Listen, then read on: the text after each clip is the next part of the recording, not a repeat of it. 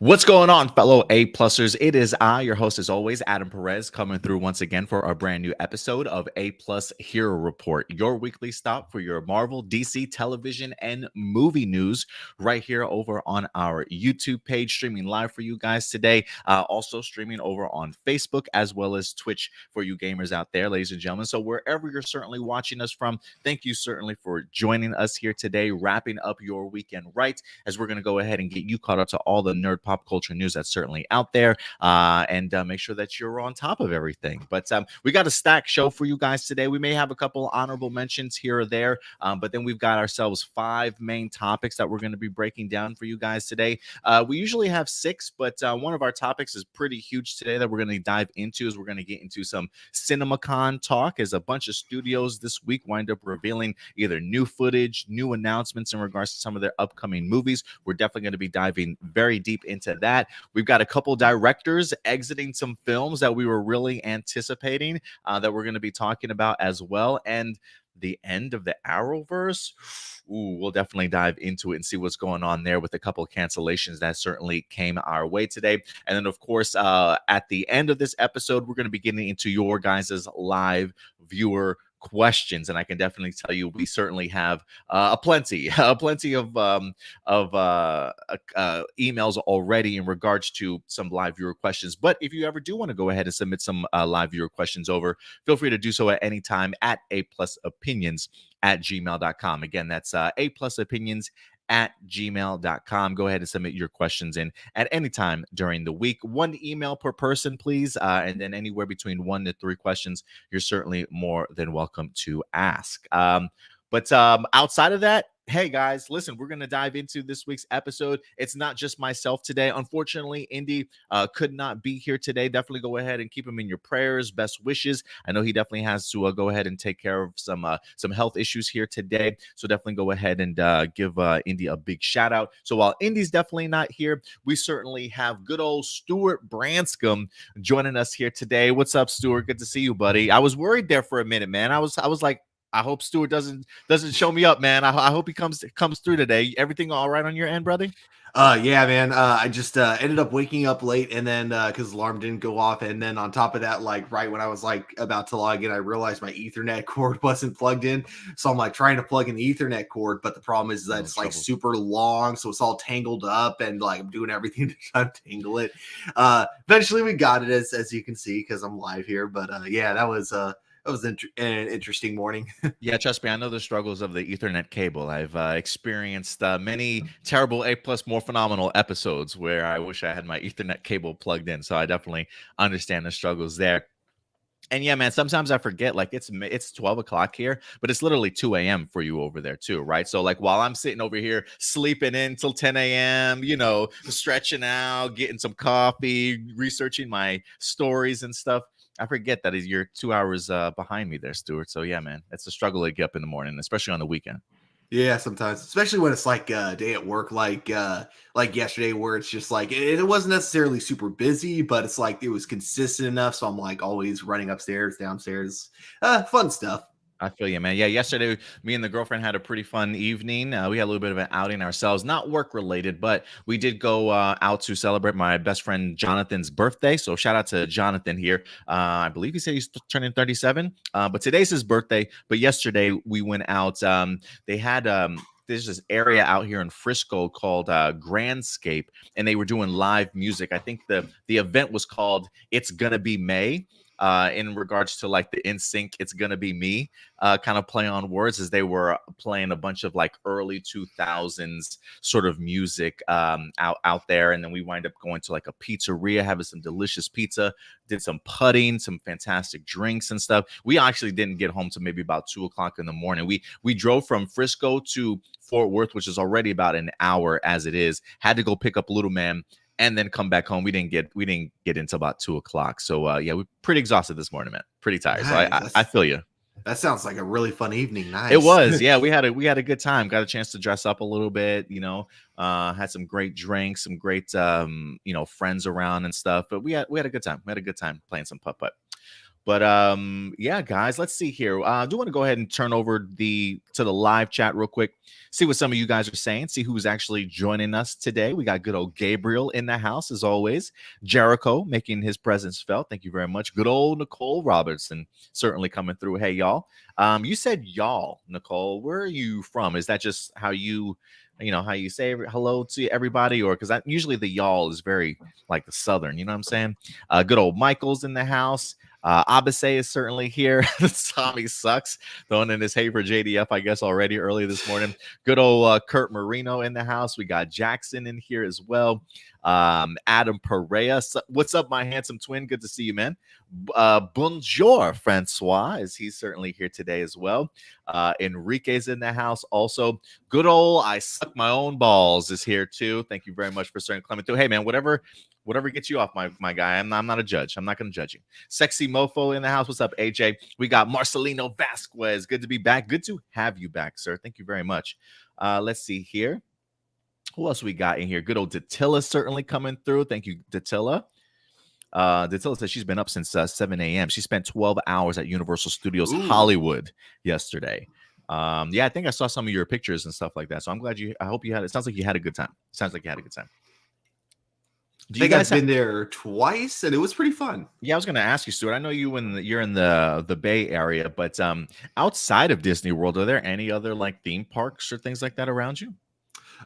In my area, not really. Although, if you watch the movie Bumblebee, it somehow tries to convince you that what's it called?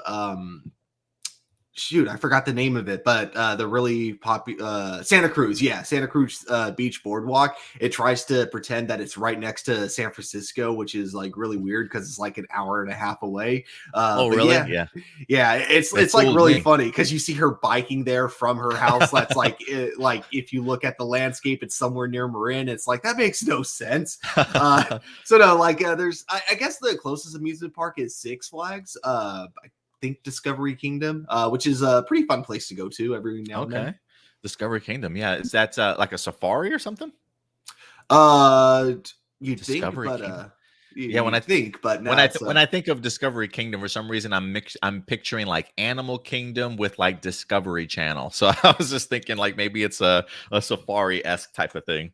Let me actually double check. I actually don't remember. It's either Discovery Kingdom or Marine World, and I genuinely shout out remember. To Sharp Shenron in here. Thank you very much for Whoa, Shenron, are you going to grant me my wish? Yeah, right. Like you can't be coming up in here with that name, Shenron. All right, guys. Let's see here. Indy, Stuart. I know you.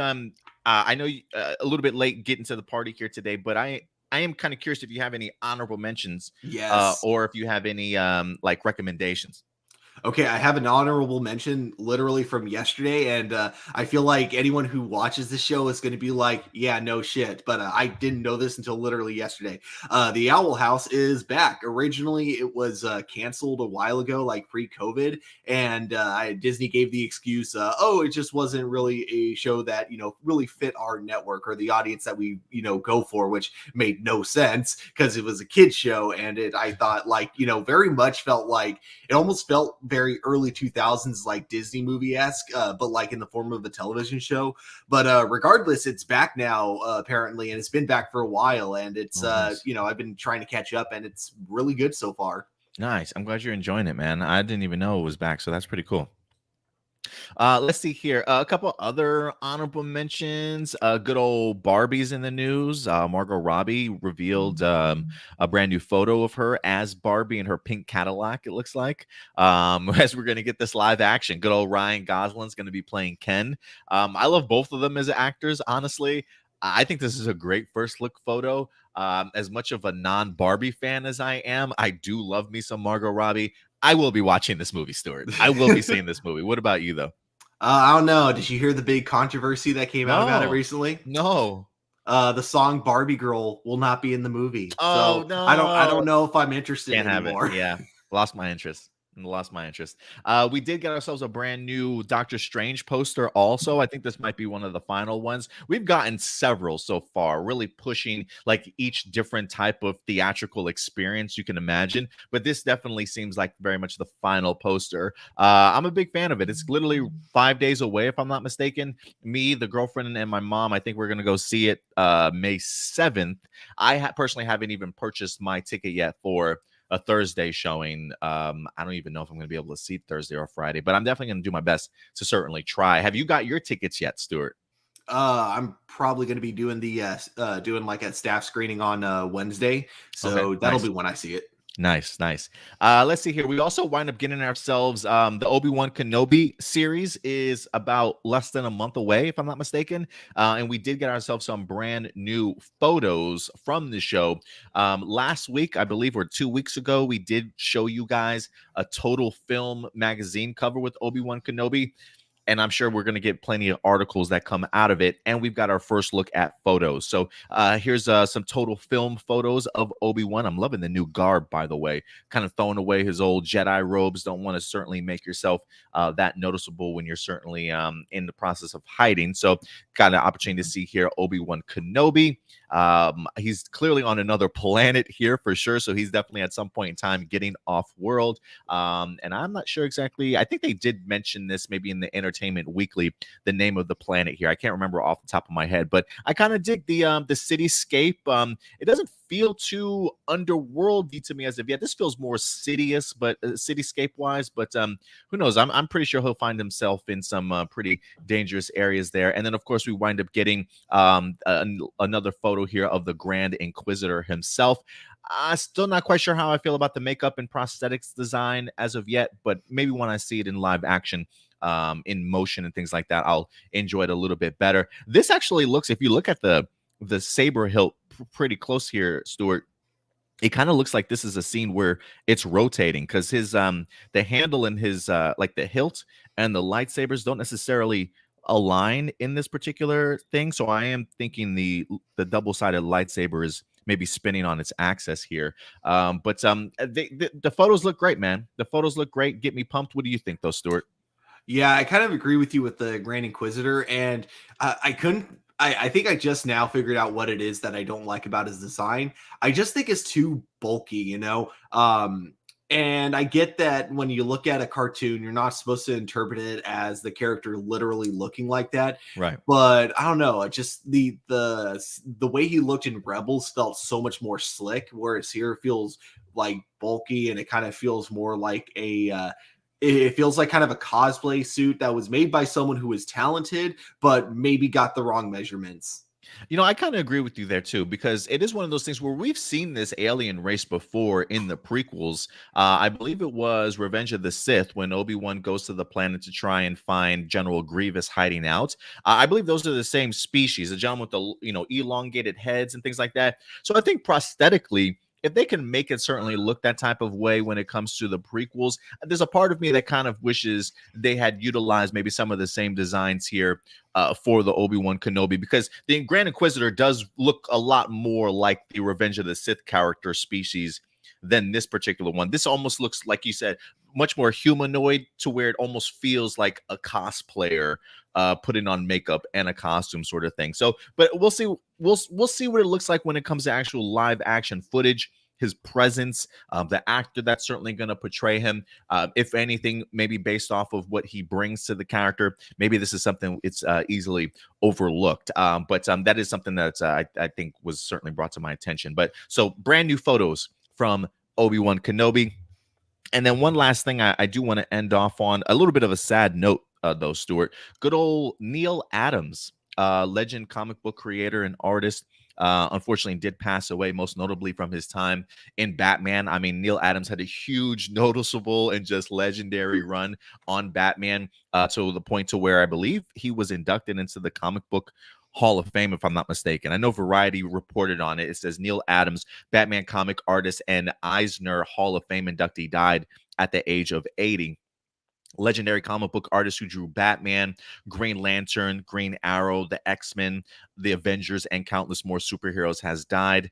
His daughter confirmed it to Variety. There's a great, very I mean, some of the covers alone that this man has certainly drawn have come out to become very iconic. One of the ones that jumps out to me is the Green Arrow and Green Lantern combination series that they had, where they have was it Speedy, I believe, Roy Harper on the front as like a junkie. I think they like catch him in the process of like doing drugs or something like that. Super iconic front cover. But good old Neal Adams certainly drew that, along with the plethora of Batman stuff as well. He was inducted into the Will Eisner Comic Book Hall of Fame back in 1998. And I've had the opportunity to meet him a couple of times over at some conventions that I've definitely been to, and just a super insightful gentleman. He's been in the business for such a long time. To be able to hear some of his stories of his time in the industry, drawing, and just how the industry works, sort of thing, is always very eye-opening. So certainly a legend in its own right, up there with good old Stan Lee and others. Neal Adams will certainly be very much remembered. But yeah, I definitely want to go ahead and give him that opportunity here to be showcased on our honorable mentions. But what did you think about everything there in regards to the Neal Adams stuff, Stuart? Do you have any memories? Have you had a chance to meet him at all at a convention or see him? Never got to meet him or see him at a convention, but yeah, like the covers that you're referring to with Green Arrow and Green Lantern, yeah, like there was another one he did where it was like the two of them side by side, Green Arrow having his arrow out, Green Lantern with his ring like ready to go. Yeah. Yeah, no, that was really sad to hear about. It's been like, it feels like every week now, the like past month, I've been hearing about a new celebrity death like at least once a week. So yeah, this was just like another one of those really tragic ones to hear about. Yeah, I definitely agree, man. I definitely agree. So, prayers and wishes to his family, along with his friends as well. Always sad to certainly lose somebody like that. But yeah, guys. And I think other than that, I think that'll probably wrap up our honorable mentions. There were quite a other few, like Strange New Worlds. I think the Paramount Star Trek series dropped a bunch of new photos in regards to the cast and things like that. They look great with their costumes and everything. Robotech just picked up a writer, or I should say the director, Hawkeye director, Stuart. Robotech has the Hawkeye director, Rhys Thomas. Do you think that's a good fit for Robotech based off of what we saw from the Hawkeye series? I guess so. I'm honestly not like super familiar with Robotech, but oh, okay. Yeah, I gotcha. And then I'll just throw this one last thing in here because we've talked about this before. There are sources out there saying that Warner Brothers is debating on releasing Batgirl in movie theaters, Stuart. We've been kind of scratching our heads and wondering for quite some time, like, why won't they put it out in theaters, right? Like Blue Beetle got the change from HBO Max to theaters. And just based off of everything that's supposed to be happening and the impact that the Batgirl movie is supposed to have on the DCEU, it kind of shocked us that it was still listed as HBO Max and not theater. But I do think there's a really great opportunity here for Batgirl to succeed, not only at the box office, but on the theater screens. So the idea that Warner Brothers is at least discussing it, or at least sources are saying they're contemplating the idea, I feel like this makes sense. You know what I mean, Stuart? Yeah, I agree. I think it would be a very smart move if they decided, even if it's like a last minute change, they should definitely release in theaters. Even if they want to do it like side by side with HBO Max, I do feel like a big movie like this really does deserve the theatrical release. I get you. I definitely agree with you there. Let's see here. Good old Datilla, she says, thanks for stopping by my stream on Thursday. Adam, yeah, you had your Impact stream up. We're definitely talking some wrestling there for a little bit. If you guys don't know, Datilla does have a wrestling YouTube page called Rangers of Wrestling. So if you're a big wrestling fan, I definitely recommend you check out her stuff. Marcelino Vasquez says the Grand Inquisitor looks like a whitewashed Megamind. That's funny. I love it, man. All right. Let's see here. We got a ton of stuff that we're going to get into, Stuart. So I think it's time we go ahead and dive into our main topics. Only 5 today because I do think our main topic is going to take up a plethora of our time. So let's go ahead and get into it. You ready to go ahead and get into this day with me, Stuart? Hells yeah. Let's do it, man. All right, guys. Our first topic we're going to go ahead and talk about today took place pretty much all this past week. CinemaCon is certainly in the news these days. Let me go ahead and pull up a good old picture of it. Good old CinemaCon, celebrating the movie-going experience. You know, I don't really know how many years CinemaCon has certainly been going on for, but I honestly feel like maybe the past 2 years or 3 years, it's probably become even more eventful than I could probably ever imagine. I feel like, especially in today's climate, with like San Diego Comic-Con not necessarily being there anymore, you know, Disney's D23 not necessarily. I don't even know the last time they had a D23 convention. But really, like the area in which the studios gather to tease us about upcoming things, you know, what's up on the slate over the next year or two, it's kind of been missing. And so I feel like CinemaCon has kind of like leveraged itself in a sense, that if you are big movie fans, this is the place for maybe studios to go ahead and make some of these announcements kind of going forward. We'll definitely see what CinemaCon turns out to be next year. And if there ever was a new convention or anything that I've wanted to, I want to try to attend, Stuart, it is officially CinemaCon now. Like, I think after this year, if they do have like a press credentials or a media pass section, I probably will be trying to fill out an application, because I would absolutely love to go to one of these one year. I think they should definitely allow people who work at movie theaters to attend for sure, because Hey, right? I mean, look, these movies, I would ask your management. I would see if, like, if anything, if they do have, because I'm sure some of those people got to be working at movie theaters. Like, if these are the movies that are coming to their theaters, right? Because I think that's what CinemaCon is, to present from the studios to the movie theaters and other people also in regards to the upcoming movies that are going to be gracing their theaters. You know what I mean? So it feels very much towards that theater experience. So I would almost ask Stuart just to see. I probably will. We had something similar when I was a manager at the Roland Theater, where it was specifically NATO, and basically it was a bunch of studios, and they show us some early access trailers. Some of them were already out, but the one highlight from there was that I did get to see the very first teaser that actually never got publicly released for Captain America: Civil War. So that was cool. Yeah, that sounds pretty cool, man. Even even Sharp here says, "Did not know CinemaCon was a thing. Neither did I." I feel like this is like, if not this year, the previous year feels like when they've really put themselves on the map in regards to being recognized. Because I feel like this was this CinemaCon, if any, was pretty big in regards to some great things that we have to certainly look forward to. So, what we're gonna do here, today, me and Stuart have officially broken down the studios. Stuart's going to be dealing with Warner Brothers along with Disney, and I'm going to be dabbling in the Sony side of things, Paramount, and maybe even a little bit of a Lionsgate tease for you guys here. So we'll go studio by studio and break down for you guys just some of the big announcements. We won't mention everything that was announced, but definitely some of the big announcements that certainly came out of the weekend. So let's go ahead and get into this, Stuart. And the first one up, good old Sony Pictures, ladies and gentlemen, the studio of mediocrity these days, definitely had some movies to certainly get us hyped for. I'm over at bleedingcool.com, as they have a great sort of wrap up in regards to what Sony presented. They did go ahead and showcase a brand new movie, Bullet Train, with Brad Pitt, and I think even Bad Bunny was in it. It's supposed to be like an action flick that he's in there. Let me see. I don't think I pulled this up, but that's okay. Let me see. It does say here, Sony gave us our first major announcement. As it says, we saw some of rapper Bad Bunny in the Bullet Train footage, but then they announced that he will be playing El Muerto, or Metro. Yeah, they spelled it wrong here in this one. Yeah, they spelled it wrong. El Muerto, in the standalone Marvel film, which is certainly a choice for them to make.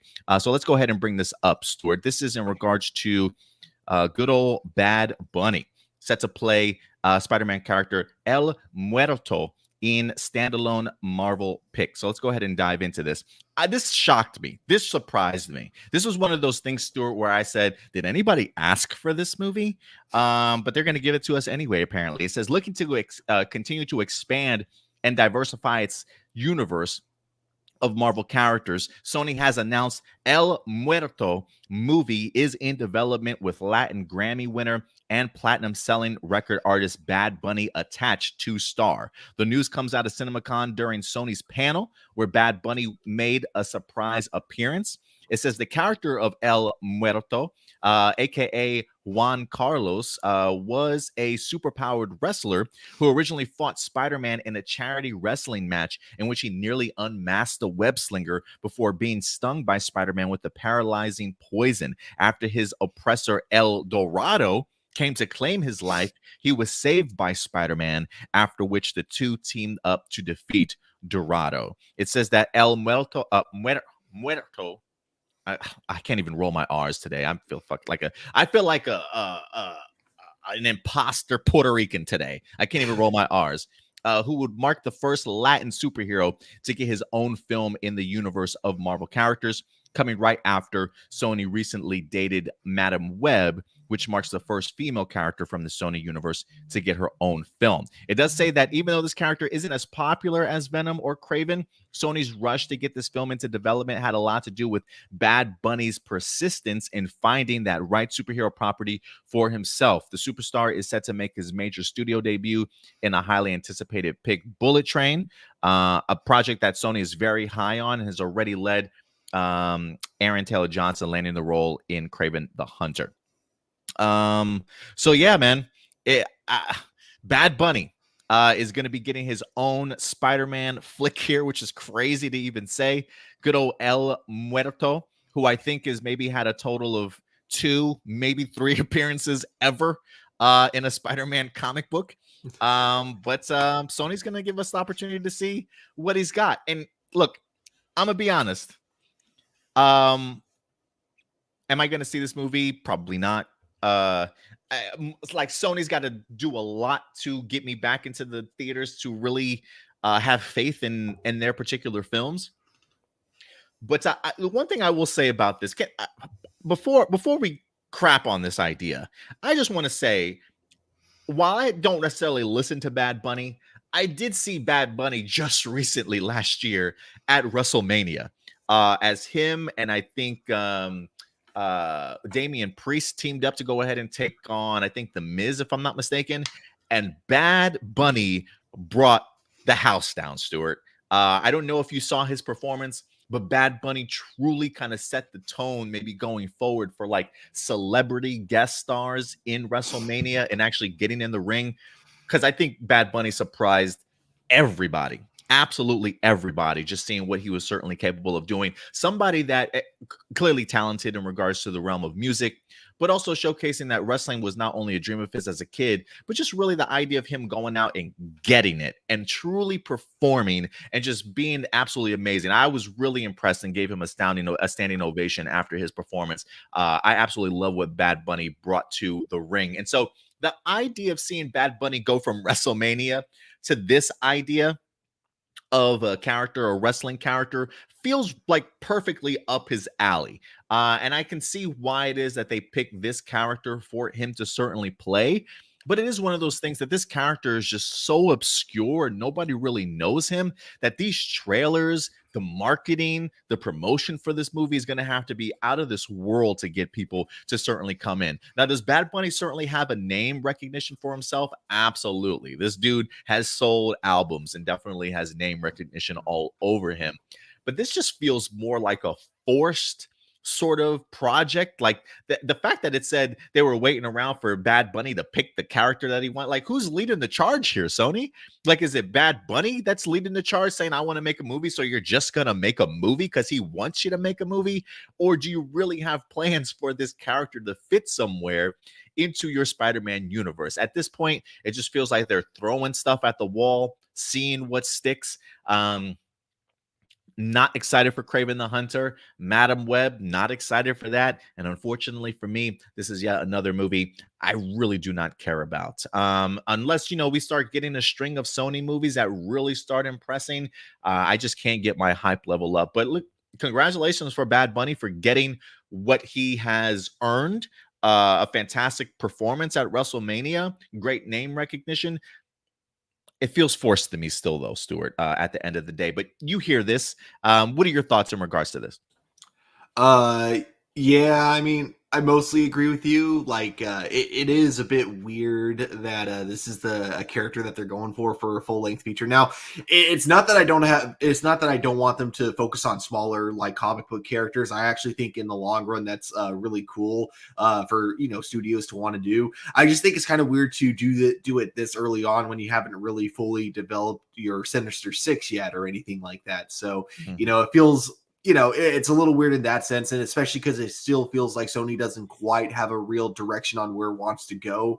But like, I don't know. The one thing that does get me hyped is that a lot of times when actors are the ones who are really pursuing the role and really pushing the movie to go forward, that tends to be when it ends up working out a lot better, because then you get movies like Deadpool, for example. So, I'll try to go in with an open mind, but I'm kind of like with you right now. I'm not exactly hyped for it, but I'm definitely curious and intrigued to see what they do with it. Yeah, I definitely understand that. Abase says, "Stop making singers actors. Give real actors a chance." And I will say that I totally get where you're coming from, Abase. This feels very left field to me. But listen, Bad Bunny, I'm sure he probably has maybe been a cameo or two in another film. They have been pushing the upcoming Bullet Train movie he's supposed to be in with Brad Pitt. I think he's got a fight sequence in there also. I feel like Bad Bunny is one of those people that while people will kind of crap on him for being a singer, maybe trying to get into the acting realm, if there's anything that I learned about Bad Bunny when it comes to his professionalism, he throws himself into his projects. He prepares himself, he gets himself ready. I think the talent that he showed at WrestleMania, even all that stuff leading up to it, shows me that if he's willing to invest his time in regards to really getting ready for the big stage like WrestleMania, I do think that maybe Bad Bunny, while I'm not quite sure exactly what he can do acting performance wise, I think he definitely will do his best at least to kind of step up to the challenge and really put the best of himself into it. So I don't think he's going by this by any stretch of the imagination, kind of skimming by. I do think if anything, he'll definitely at least do his best. So we'll see what happens there. But let's see here. What else we got? The other thing too is that I don't want to say like it's a huge part of it, but I feel like acting is a little bit part of singing, especially if you're doing it live Like in front of other people. Yeah, you're putting on a big performance, So I feel like it's like an easier transition. So let me put it this way: it doesn't necessarily automatically make you a better actor, but it gets you prepared to learn to be a better actor. It's like learning piano before guitar. If you learn piano, you can learn almost any instrument after that, because it's just you're learning the notes and stuff. Yeah, exactly. It teaches you the notes, and it also just like it feels like the perfect basic instrument to really prepare you for everything else. And I feel like the same could be said about singing compared to acting. It's a perfect first step. Yeah, I agree. And I think that's one of the reasons why I think, if anything, Bad Bunny will certainly, I think he'll definitely put his best foot forward when it comes to his performance. Will that make the movie any better? I mean, that I certainly don't think so. That'll certainly all come down to the script and director and things like that. But I do think, I will say this: I don't think Bad Bunny will be the weakest link of putting this film together. Let me just say that. Datilla says the producers probably saw him kick ass at WrestleMania last year, and this Royal Rumble thought he'd be a perfect fit for the film. Absolutely. I think so too, Datilla. Michael Rhymes says Bad Bunny as a superhero. WTF. His stage name's already dumb as A. Yeah, I definitely understand that. Let's see here. Enrique says El Muerto was a Spider-Man enemy in the comics. Yeah, I don't think he had too many outings in the comics, unfortunately. Marcelino says El Muerto feels like more like a wrestling movie than a superhero wrestling movie. You want to watch a good wrestling movie, watch Jack Black's El Nacho. Was that El Nacho? I thought it was a Nacho Libre. Nacho Libre. That's the name of it. Let's see here.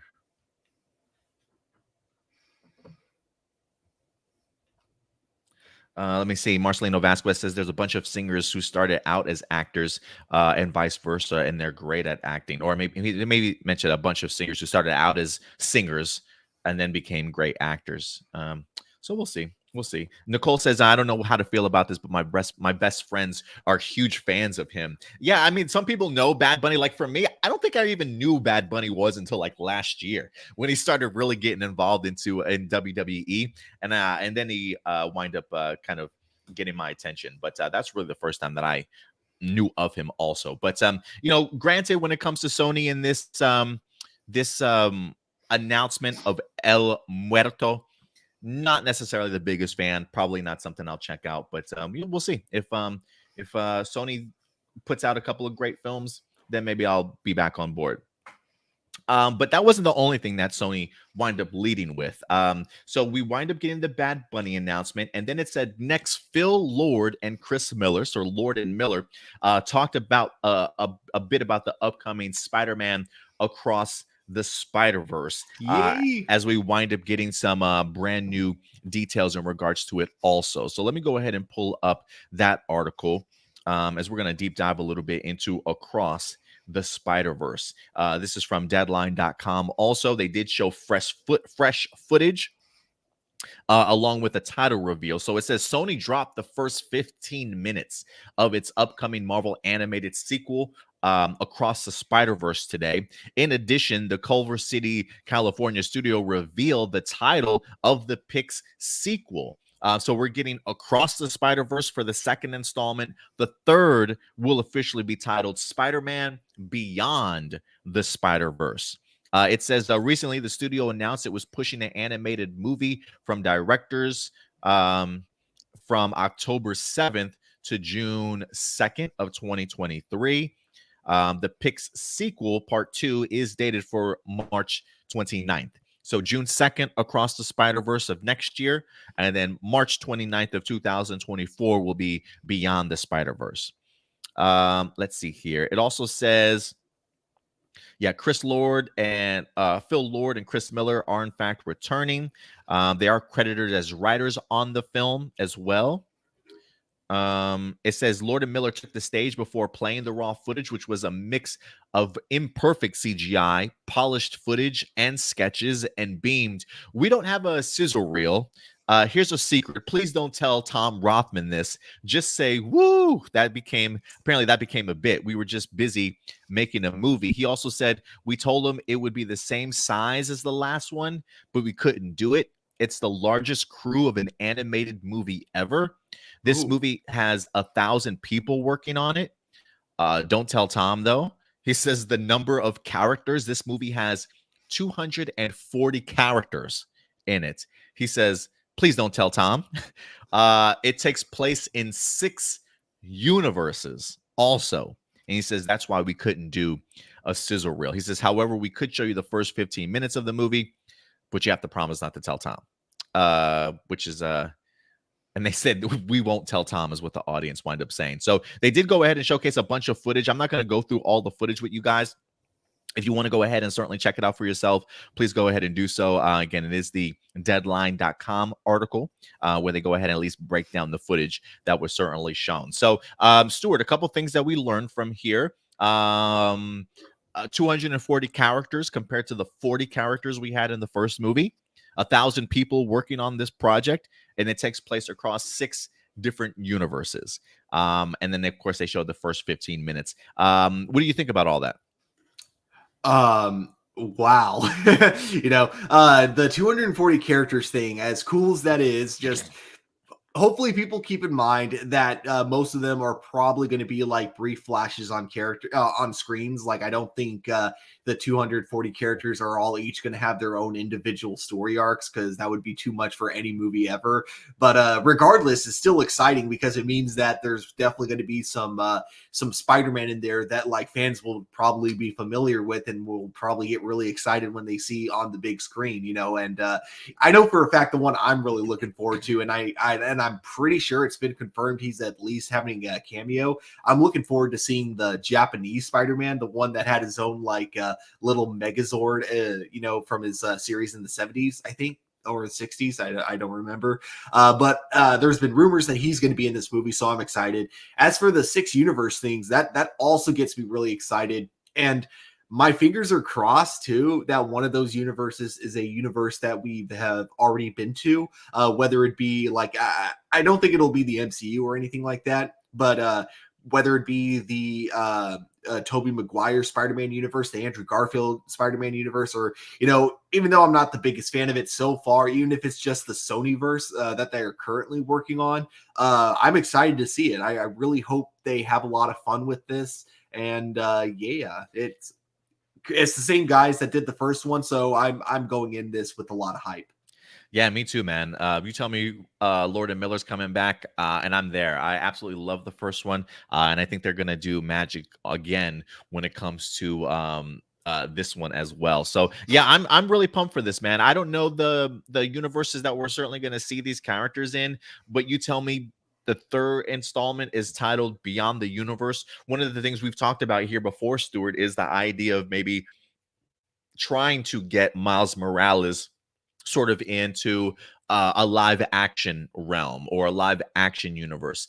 You mentioned the Toby thing or the Andrew kind of universe maybe in this film. There is a part of me that when they say beyond the Spider-Verse, that kind of makes me wonder, are we transitioning from animation to a more sort of live action? Are we going to pluck this animated Miles and really thrust them sort of into a live action format? That's definitely something I would really love to see, especially if you're already building up your Sony universe of live action villains there with Morbius, Craven. Maybe Miles will end up being the live action Spider-Man for that universe at some point in time. So I am hoping that that's where maybe Beyond the Spider-Verse will certainly go ahead and kick in. But this movie looks like it's going to be huge.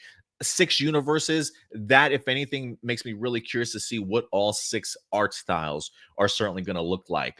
Even if we don't necessarily get trailer footage right away, I would love to just see at least still photos of each universe to kind of get an idea of what their designs and the art style is certainly going to look like. But this is going to be massive. And I agree with you, Stuart, too, in the sense that when it comes to 240 characters, I do think it's going to be a case of like they're going to be on the screen briefly, maybe in the sense of what we've seen in the Lego movie. You remember when they go to the land like in the clouds, the unicorn land or whatever the case may be, and they have the gathering of all the superheroes and characters and stuff.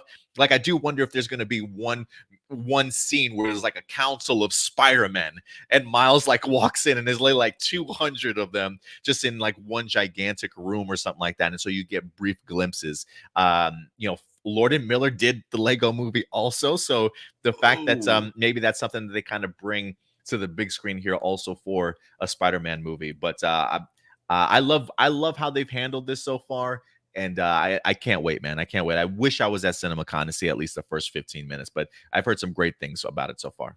I don't know how the licensing would work for this, but my fingers are crossed that we could get a Lego Spider-Man in there as well. Yeah, that'd be pretty cool if he pops up in there. Let me see. Good old Marcelino does say, I feel like Lord and Miller should take over and run the Sony Spider-Man universe, because to me, they never made a bad movie, or at least have some influence in Sony on how to make good comic book movies. Yeah, no, I definitely agree with you. I am curious as to how much say Lord and Miller have to even the live action movies. I know that weren't there talks or plans that like Sony had a whole Spider-Man TV universe or a Spider-Man universe in general that they were putting together that was going to be helmed by Lord and Miller. I'm wondering if this is it, but I really would rather have them as executive producers on a little bit of everything so they can have as much hands-on experience if they don't already. It feels like when you announce movies like El Muerto, I'm like, did Lord and Miller sign off on this, guys? It does make me wonder, but yeah, I would personally love having them, in charge of that universe. Yeah, I would. It's kind of like the same reason I would love to have like James Gunn in charge of DC, because I feel like the two of them know their own strengths, and so they would know their own weaknesses, so they would know which ones not to do and which ones to assign to like other directors and writers.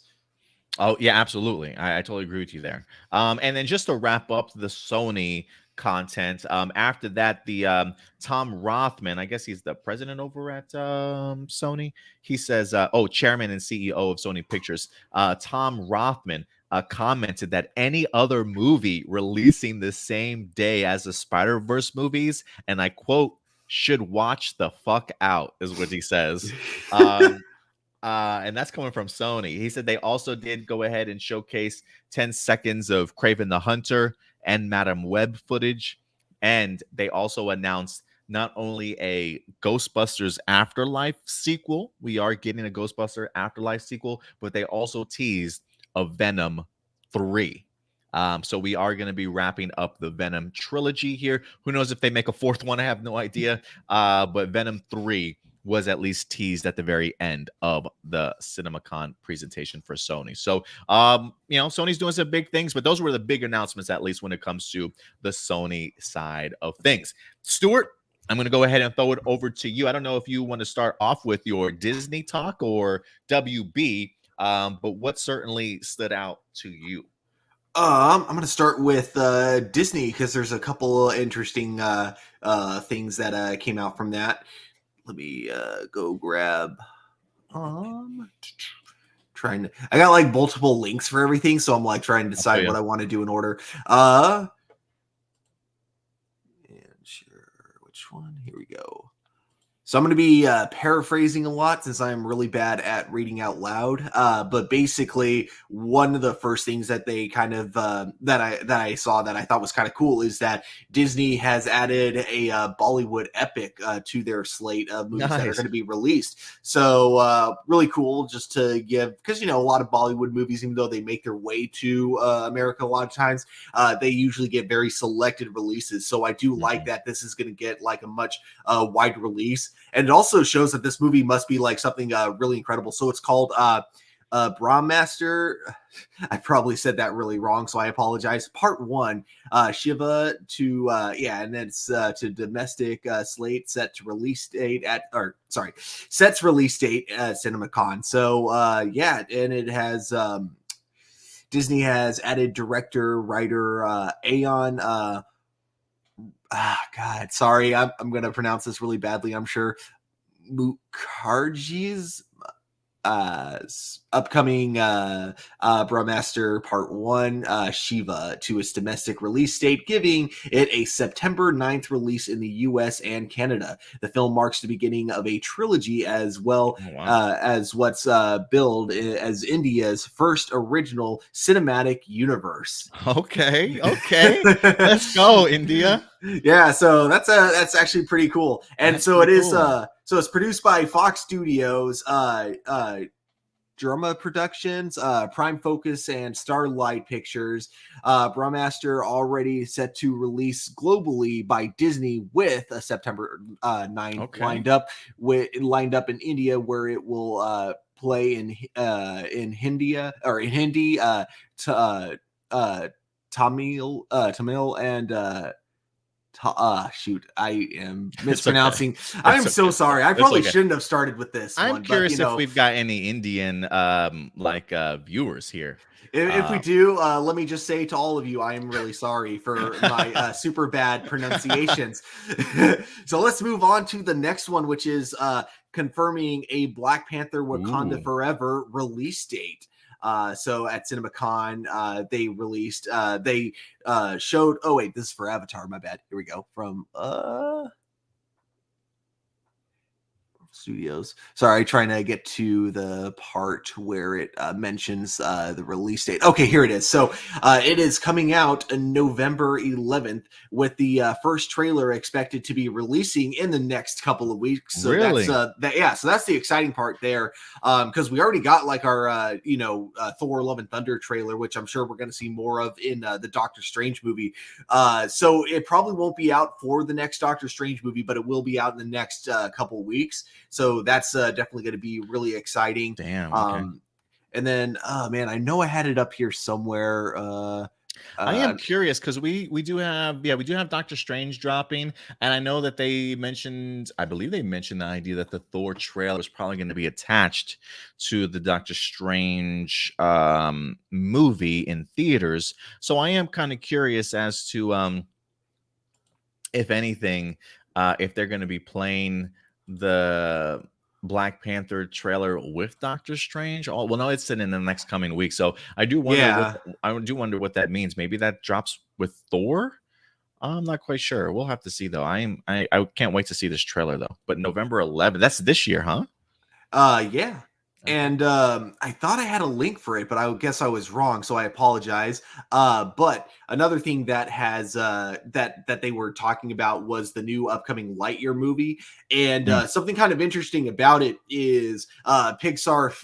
They mentioned at the CinemaCon presentation for the movie that they really had to kind of restrain themselves when making this movie, because I guess their first draft they thought was really a lot darker than they originally wanted to go with this type of a movie. Like they felt like there was too much emotional, they felt like it was too depressing at first, so they had to like kind of rewrite the movie to make it a little more happy and everything. So it kind of goes to show that they really do want this movie to be like kind of a more mature type of Pixar film, which you kind of get that vibe from the trailers. Like, even though you see that there's still some of the cute Pixar sidekicks, like you got that little cat robot thing that you see Buzz Lightyear with. It does definitely seem like they're going in a more mature direction in terms of story, because the story itself isn't even really good versus evil or anything. It's literally just trying to get off the planet and trying to save a colony. And then have you seen the second trailer yet? Yeah, it looks great. The extended one, the longer one that we had. Yeah, it looks great. And as we can see in that It's second like some time. trailer, It's like some time traveling elements in there too. yeah, exactly. We could see that Buzz like fails in his mission, and he comes back to see the outcome of failing in his mission like years later. So I think that's a very interesting way to take the story, and I can definitely see why it might have had like a very depressing beginning part of it. So that was a big highlight for me to find out. Yeah, I mean, when it comes to Pixar, I mean, you know they're gonna pull out the emotional heartstrings anyway. So Oh yeah. I do think there will certainly be some heavy elements to Lightyear. And two more things that I want to highlight from Disney. We got the first Avatar 2 footage shown at Disney Universal hit at CinemaCon. Now, what's exciting about this is that I guess this means the movie is actually happening now. Like after years, like I swear to God, like he's been saying the sequel is coming for years. Like we were supposed to get it, like I want to say like 2015 when it was first like announced with the sequel, and here we are 2022, and only now do we finally have for the 2009 movie. No, sorry, wait, no, this came from when did Avatar come out? Was it 2012? Yeah, I believe it's been 10 years. It's been a minute. Okay, sorry, it was 2012, not so maybe not that far back, but still like decently, it's been a while, and it's definitely been a movie in the works for a while. But James Cameron said his long delayed sequel to Avatar, the highest earning movie of all time, would push the limits of what cinema can do. At Disney Universal presented first look at their upcoming movies in Las Vegas on Wednesday. Oh wait, is this not CinemaCon? I thought CinemaCon was in California. It's Vegas, I believe. Oh, okay. My bad. Attendees at CinemaCon movie theaters industry summit were invited to don 3D glasses and return to Pandora with first footage of Avatar: The Way They're of doing Water. 3D again? Yeah, they are bringing back real 3D. Shit. And we have a title for this one, The Way of Water, which I'm going to be totally honest, that is a really, really silly and kind of dumb title. I'm not, You don't like it? I don't really like it very much. No. not the biggest fan of that title. All right. It's a little silly for me for this title. Well, okay, it's silly. It feels like it's a silly title that doesn't know it's a silly title. I get you. And that's kind of my issue with it. But the movie will be released in December. Is the first wait, what? The movie, which will be released in December, is the first of 4 planned sequels to the $2.8 billion grossing original from 2009. Okay, this is why I said 2009, because I saw that, but then immediately I'm like, that can't be right. It was like 2012 when that movie came out. unless I'm remembering it wrong.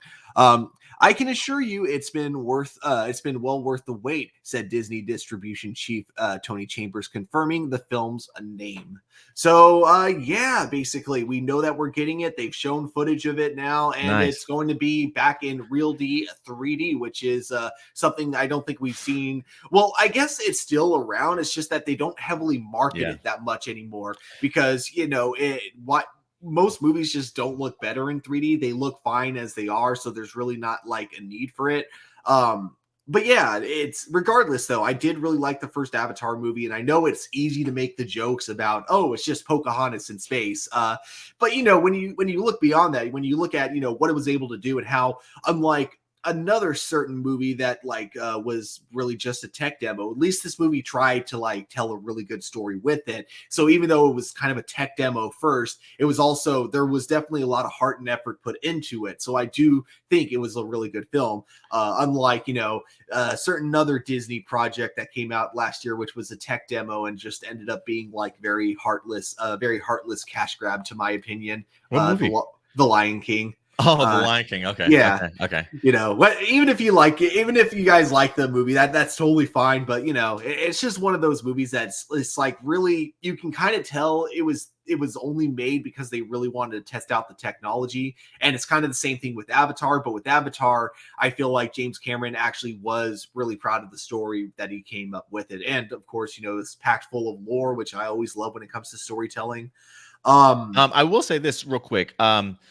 When it comes to Avatar in 3D, I am so pumped, man. You're right in the sense that they still do real 3D theaters and stuff and put movies in there. But the difference that I've always had was when it comes to Avatar, Avatar was specifically shot in 3D in regards to really take full advantage of the technology, whereas a lot of those movies after that really became more sort of post, like converted in post-production sort of thing. So it never really ever looked as good as it was when it comes to the Avatar movie. So the fact that Avatar is the second one is going back to that, I've never been more excited, Stuart, to go back to another 3D movie, because I know if there is any movie that will do it correctly, it will in fact be Avatar. And I think for people that did not get the opportunity to see it in theaters in 3D and maybe saw it post, for me, if you ask me, I think the 3D aspect, the technical aspect, you know, not only did I enjoy the movie for what it was,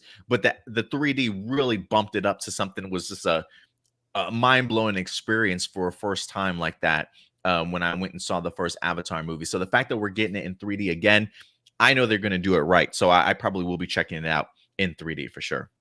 Yeah, I definitely agree with you there. And yeah, I think one other problem is that if a movie isn't shot in 3D, you can easily tell, like if it feels like it wasn't meant to be in 3D when it was released, it just becomes really obvious.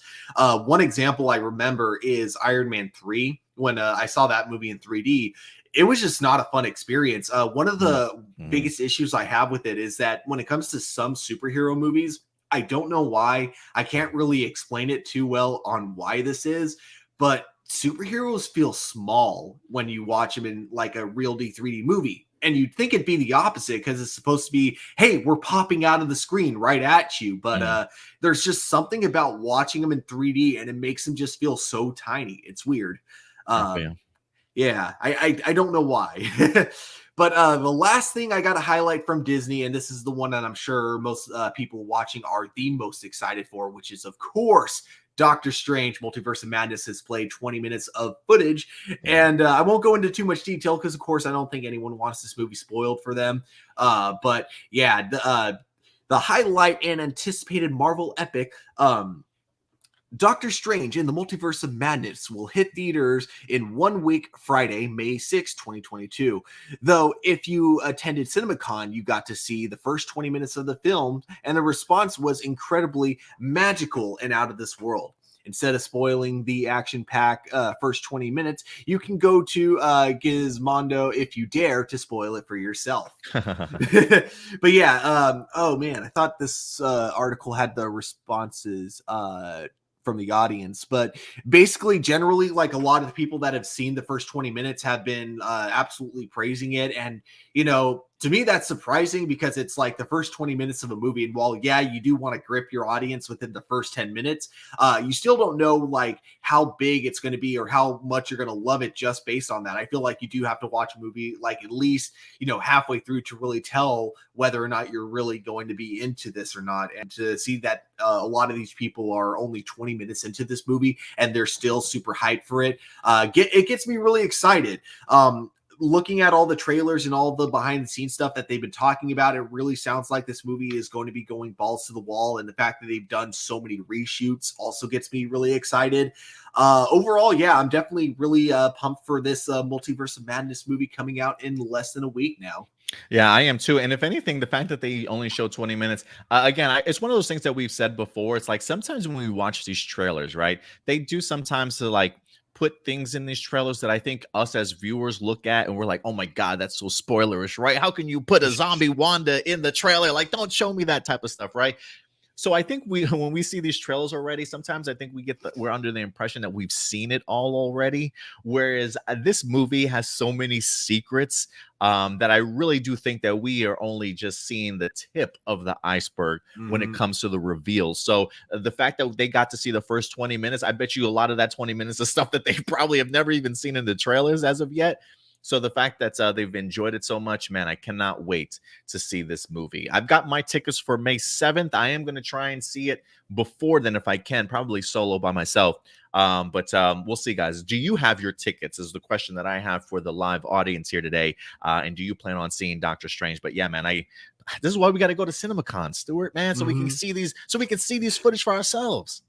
You know what? Also, like, kind of to add to what you were saying about like all the stuff that's probably going to be going on in this movie that they don't want people to know about.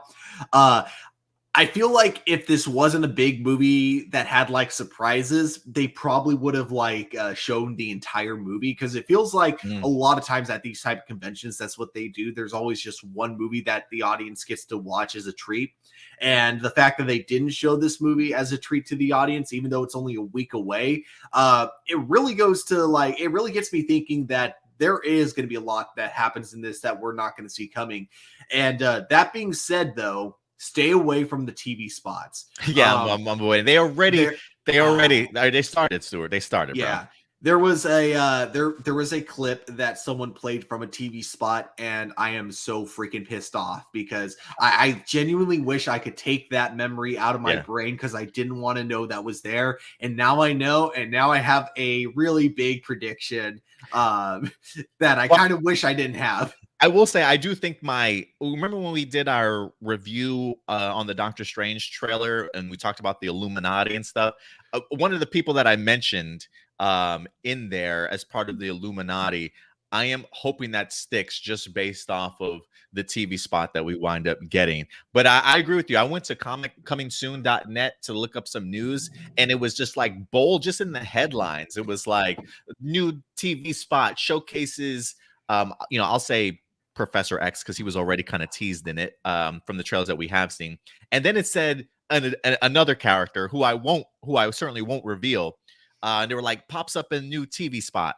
And so I did watch the TV spot itself, but I made the executive decision not to post the TV spot on our Facebook page, because I even thought to myself, that's way too spoilerish. Like, even that's a character that I definitely would like to see when I go and see it in the movies. So I do my best to not spoil it for people on our Facebook page. Yeah, I try and think like that. But yeah, man, I feel you. I'm ducking and dodging spoilers right now. And then supposedly, like, I think it was Fandango also had like an issue with Doctor Strange where they showed some of the top billed actors in the movie. And unfortunately, I feel like some of those top billed actors weren't meant to be known quite yet. Again, with one of them, I'm not going to spoil because it's actually kind of a big one. But like the other ones are kind of the obvious ones that a lot of people were already kind of assuming, such as, Patrick Stewart, I think was one of the names on there, which I think a lot of people already kind of know from the trailers that's going to happen. Yeah, I get you. So does that wrap up the Disney aspect of the presentation from CinemaCon? It does indeed. Okay, awesome. So from Sony to Marvel, and now we're going to go ahead and move over to Paramount briefly here for a couple things. But before we do, just want to go ahead and put out some shout out. Enrique, he says, who will be the next new Black Panther in the sequels? Still haven't revealed to us as of yet. Once we know, you will know. Shout out to Girl Boss for certainly coming through, talking about Legends of Tomorrow. We certainly will get to Legends here for you soon. Let's see here. Good old Nicole says, my weekends have never been the same since I joined A Plus More Phenomenal and Hero Report. Thank you, guys. Well, thank you. I appreciate you. Gabriel, he agrees with you, Stuart. He says, I agree with Stuart. The title for Avatar 2 is corny. We know the movie since the first one was underwater. Yeah, we probably should have seen that title coming. You're probably right there. Datilla's agreeing with you. Wasn't a big fan of the live action Lion King. And I recently, okay, so have you ever checked out the YouTube channel Your Movie Sucks? I don't believe so. I recently started watching his review. It's a long review, and it's like only half done. And he says he's not even going to finish it until next year. But basically, he talks about the live action remake of The Lion King. And something I love about when I have someone, or when I'm looking at a whole new perspective that I never saw, is like, since he's a musician, he talks a lot about the music in the movie. And this is so bizarre to me. He talks about several moments where the microphone actually clips. And it's really weird to hear a high budget Hollywood movie allowing something like that to happen. Because, like, you know, you get like even like low budget films, that's like something that you rarely see if it's like from a director that's really trying to make sure everything is perfected. So it's weird to hear about that happening in The Lion King. Now, it's something that me, as someone who doesn't pay attention to, big details of the music, like, it's something I personally didn't notice when I was watching it, but to find out that it did happen, and that, like, it's someone who actually is musically talented was able to notice that's so bizarre to me. Yeah, no, I that is pretty bizarre. I can't lie. I definitely agree with you there, man. Let's see here. We do have a couple other studios that we're going to dive into. This time we're going to go ahead and dive a little bit into Paramount, as Paramount had a couple of presentations also.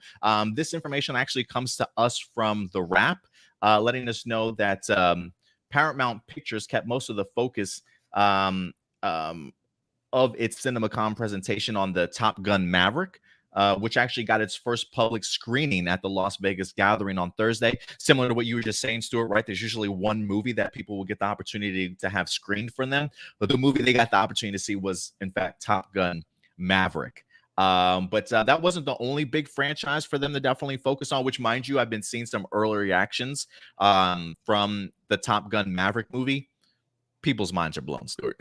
People's minds are blown. They're absolutely loving this movie so far. So aside from Top Gun Maverick already being showcased to the audience there, they also went ahead and announced that A Quiet Place, the upcoming Quiet Place spinoff, will in fact be titled A Quiet Place Day One. So they are in fact going to be going back to that world. So not only do we have A Quiet Place 3 that I think John Krasinski is going to be coming back and doing, but they're also going to be doing their spinoff as well. So again, A Quiet Place spinoff will be titled A Quiet Place Day One. That kind of feels eerily similar to like Batman Year One, or like DC titles like that.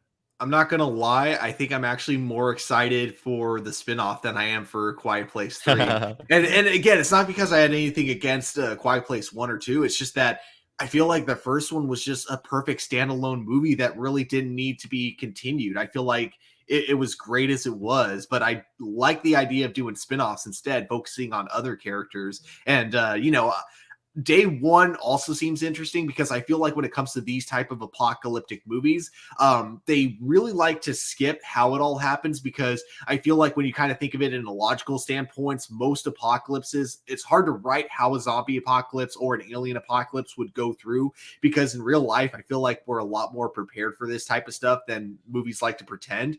And I feel like they wouldn't actually be as extreme as movies like to pretend they would be.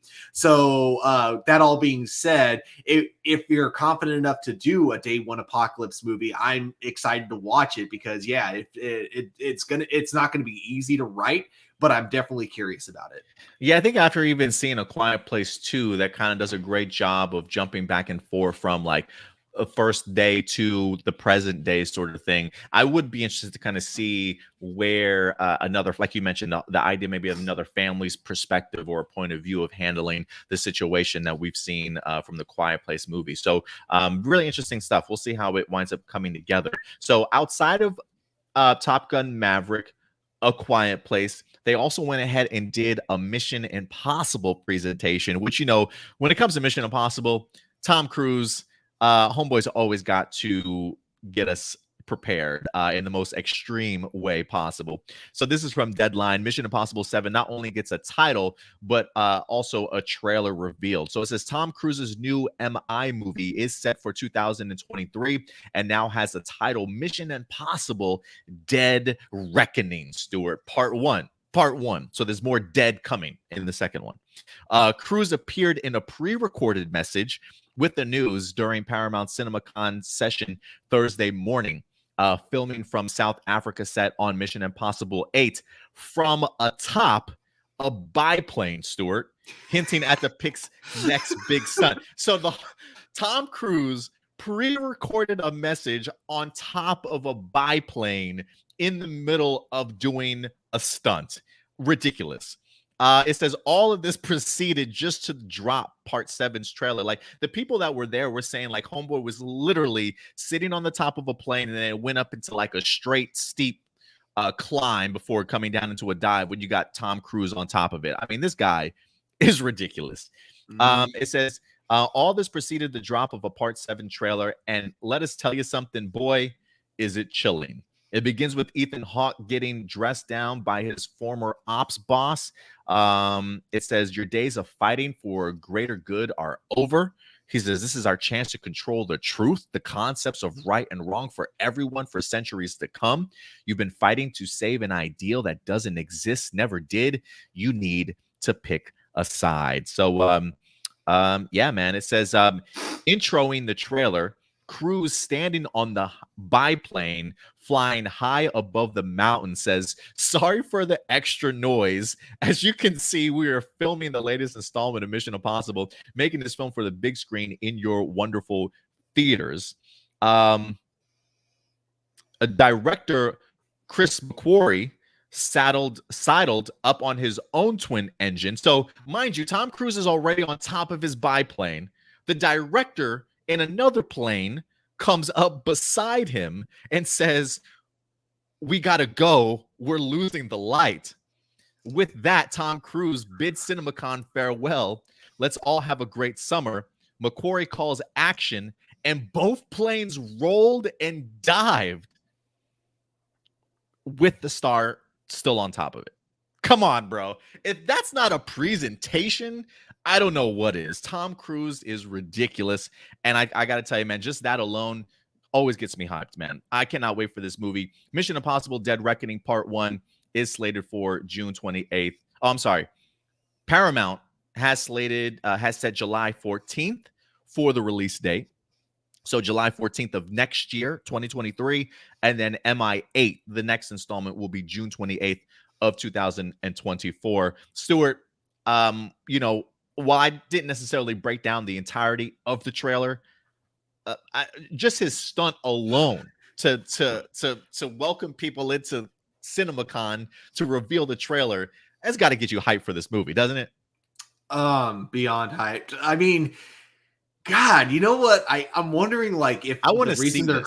I'm wondering if they're just going to keep these movies going until Tom Cruise finally gets killed by one of his own stunts. I mean, he's like I do think the 8th one has got to be the end of it. It's got to be, right? Maybe. But I feel like, yeah, Tom Cruise is essentially like a Western Jackie Chan in a lot of ways, with the amount of like Great stunts comparison. that he does on his own, and Great just comparison.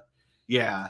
It's impressive, and you know, I love him in almost anything that he's in. And I love that, you know, he is the one that usually convinces the studios, hey, we need to go bigger with this. All right, I don't want to do this in front of the green screen. All right, I want you to, like, you know, have a very thin harness around me so it's not seen on camera, and I want to hang on to this airplane while it's taking off. And because, yeah, you look at one of the Mission Impossible movies, and, you know, the fact that they shot him on an airplane, like actually hanging on to, like, you know, for dear life.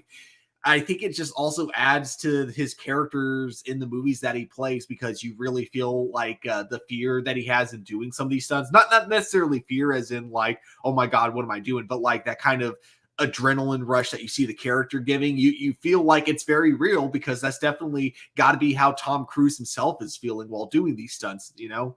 Absolutely.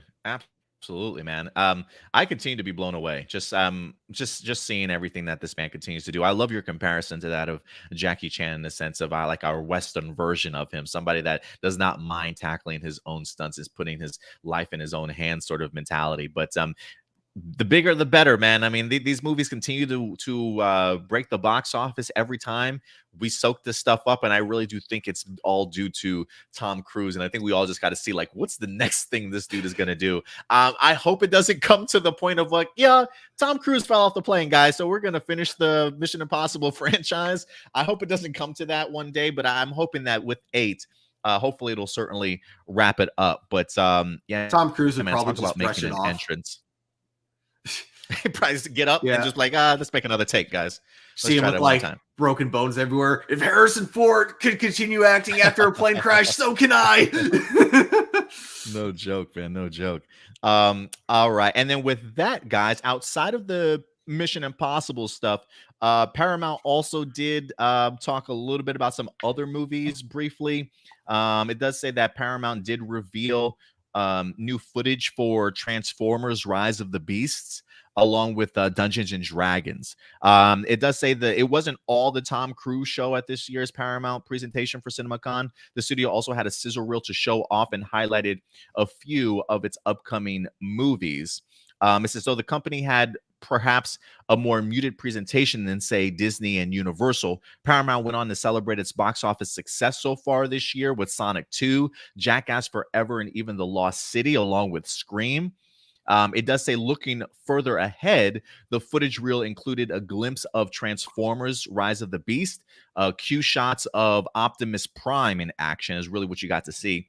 And the still mysterious Dungeons and Dragons, which now has a subtitle, Honor Among Thieves. Some impressive looking backdrops, plus the likes of Chris Pine, Michelle Rodriguez, and Regé-Jean Page in armor as well. And I think they just mentioned Big Chunks was reserved for La La Land as well, which I'm a huge fan of in regards to musicals, and a bunch of other stuff, man. So yeah, pretty good outing for Paramount. I do wish we got the opportunity to see some of this footage, but unfortunately, we have not. But I do want to see that Mission Impossible Tom Cruise footage. I gotta roam the internet to see if anybody actually recorded it or not. But that in fact wraps up the Paramount side of things. And Stuart, if I'm not mistaken, you've got Warner Brothers to go ahead and tackle. Am I right? I do. What happened at Warner Brothers presentation? I'm gonna do the Elvis thing first, because this movie actually does kind of intrigue me a lot.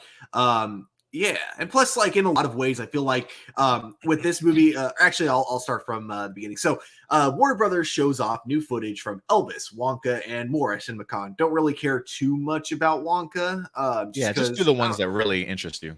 Yeah, but when it comes to Elvis, like, I've seen the trailers for it and it looks pretty cool. But what's interesting is something that they mentioned here, which is I'm just going to paraphrase it. Essentially, even though it's a movie where Elvis is the main character, they did say it's not necessarily a biopic, and it's not necessarily just going to focus on him, but it's really going to be kind of focused on his shifty manager, played by Tom Hanks, who, by the way, to sidetrack just a little bit, much like with the Penguin and the Batman, the prosthetics that they use for Tom Hanks in this movie are really amazing. And legitimately, when I was watching the trailer, I could not tell it was him until I heard his voice. Like, if I didn't hear the voice coming out of him, known it was him? I wouldn't have known that was Tom Hanks. Like, nice. Really incredible prosthetics there. Nice.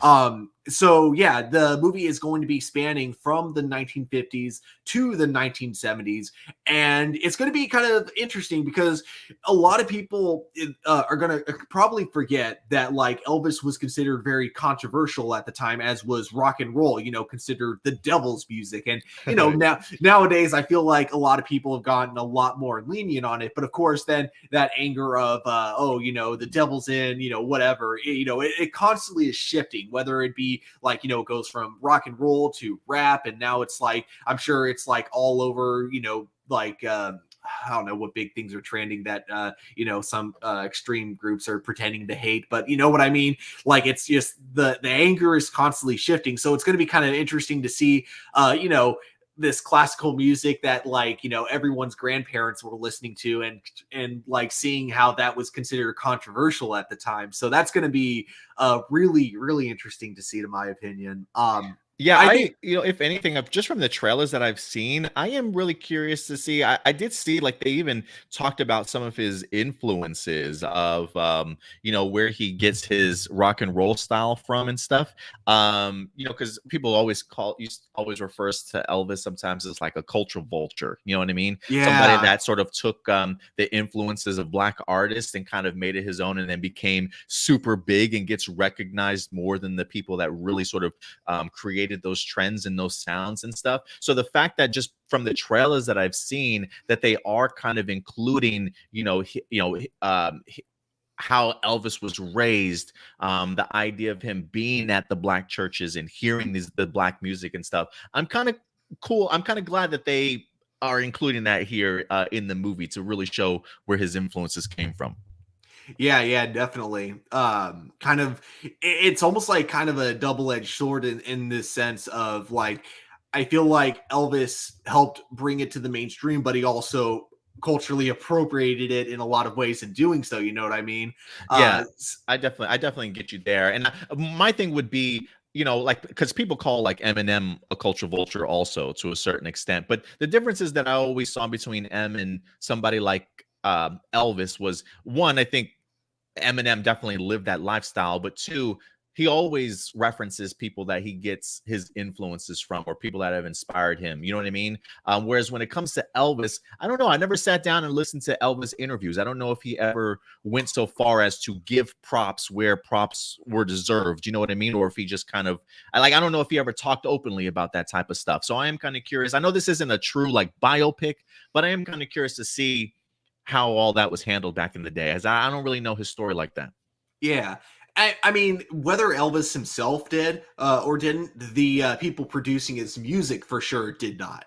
That's I get you. Yeah. So it's like, you may have an artist who's like, willing to, tell everyone where his inspiration comes from, but it really kind of comes down to the producers, and especially when you don't have the internet back then to really have a good source of historical documents.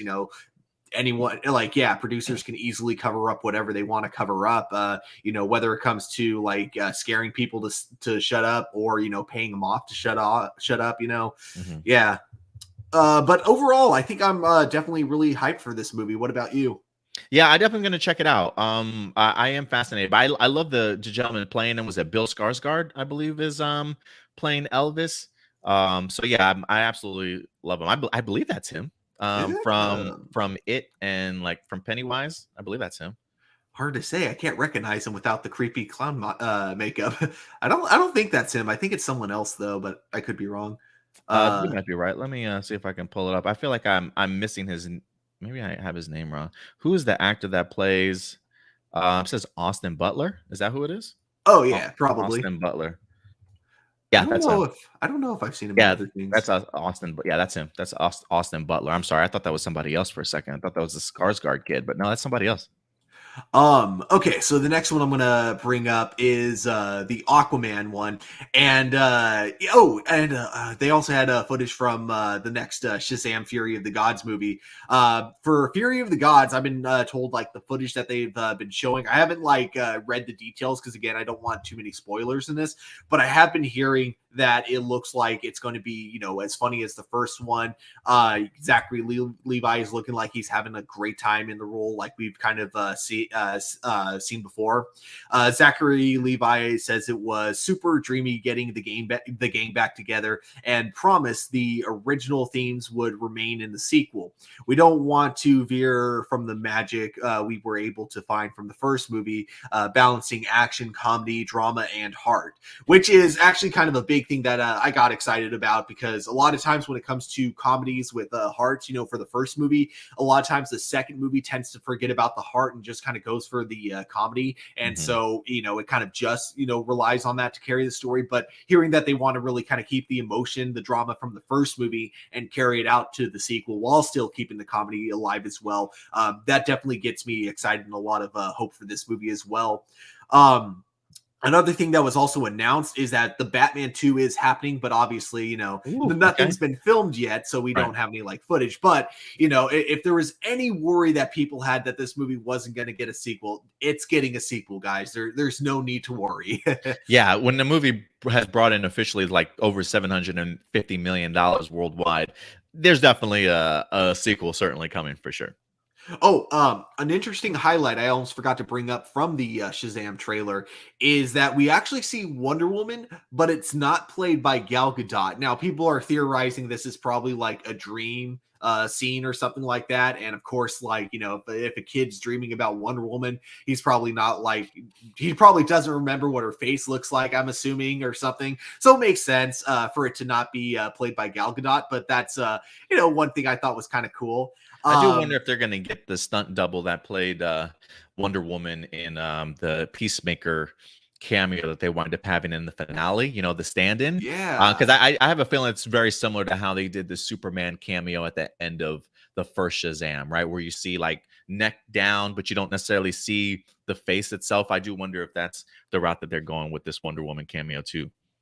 I wouldn't doubt it. We get the hint that Billy Batson has a crush on Wonder Woman, then at the very end of the movie she has an appearance. I think that would be pretty funny.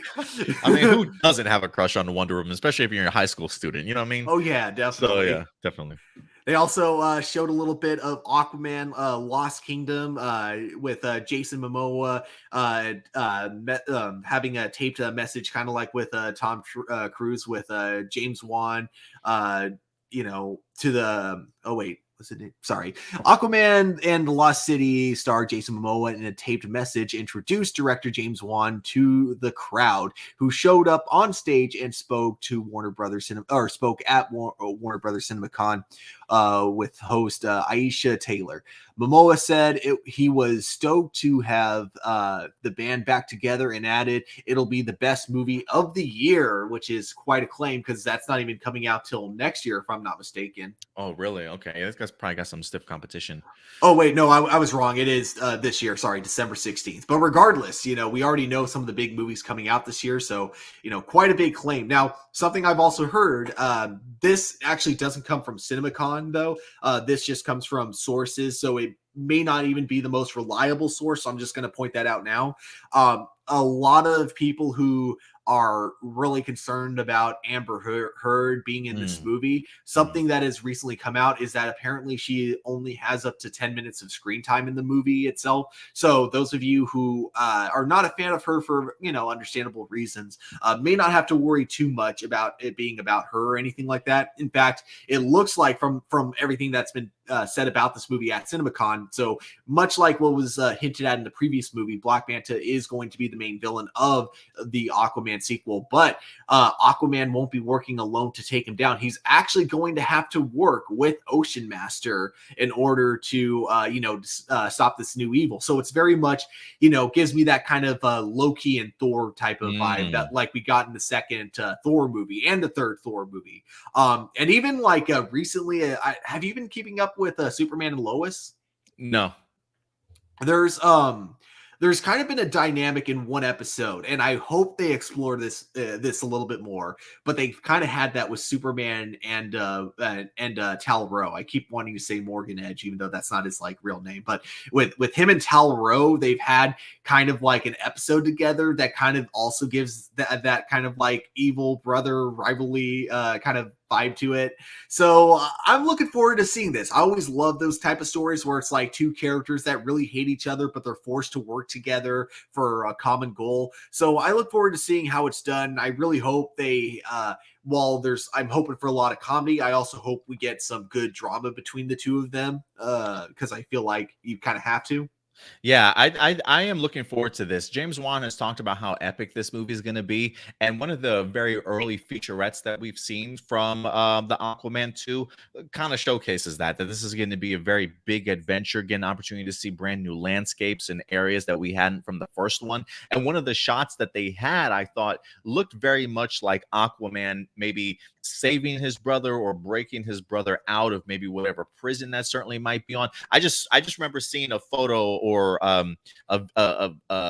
video of I can't remember the gentleman that plays Ocean Master, but I mean, he's got chains on, his hair is overgrown and stuff, and they're like running across the beach to maybe jump back into the ocean, sort of thing. So it looks like maybe Aquaman's got to break him out or something, or whatever the case may be. But I do like the two of them having to face off against an enemy. And when it comes to the Amber Heard stuff, for some reason, two things in regards to that. One, I did just recently see a rumor flying around that this movie may introduce like a son or like their kid, like Aqua Baby or something like that. I don't know if it's going to introduce them having a kid in here.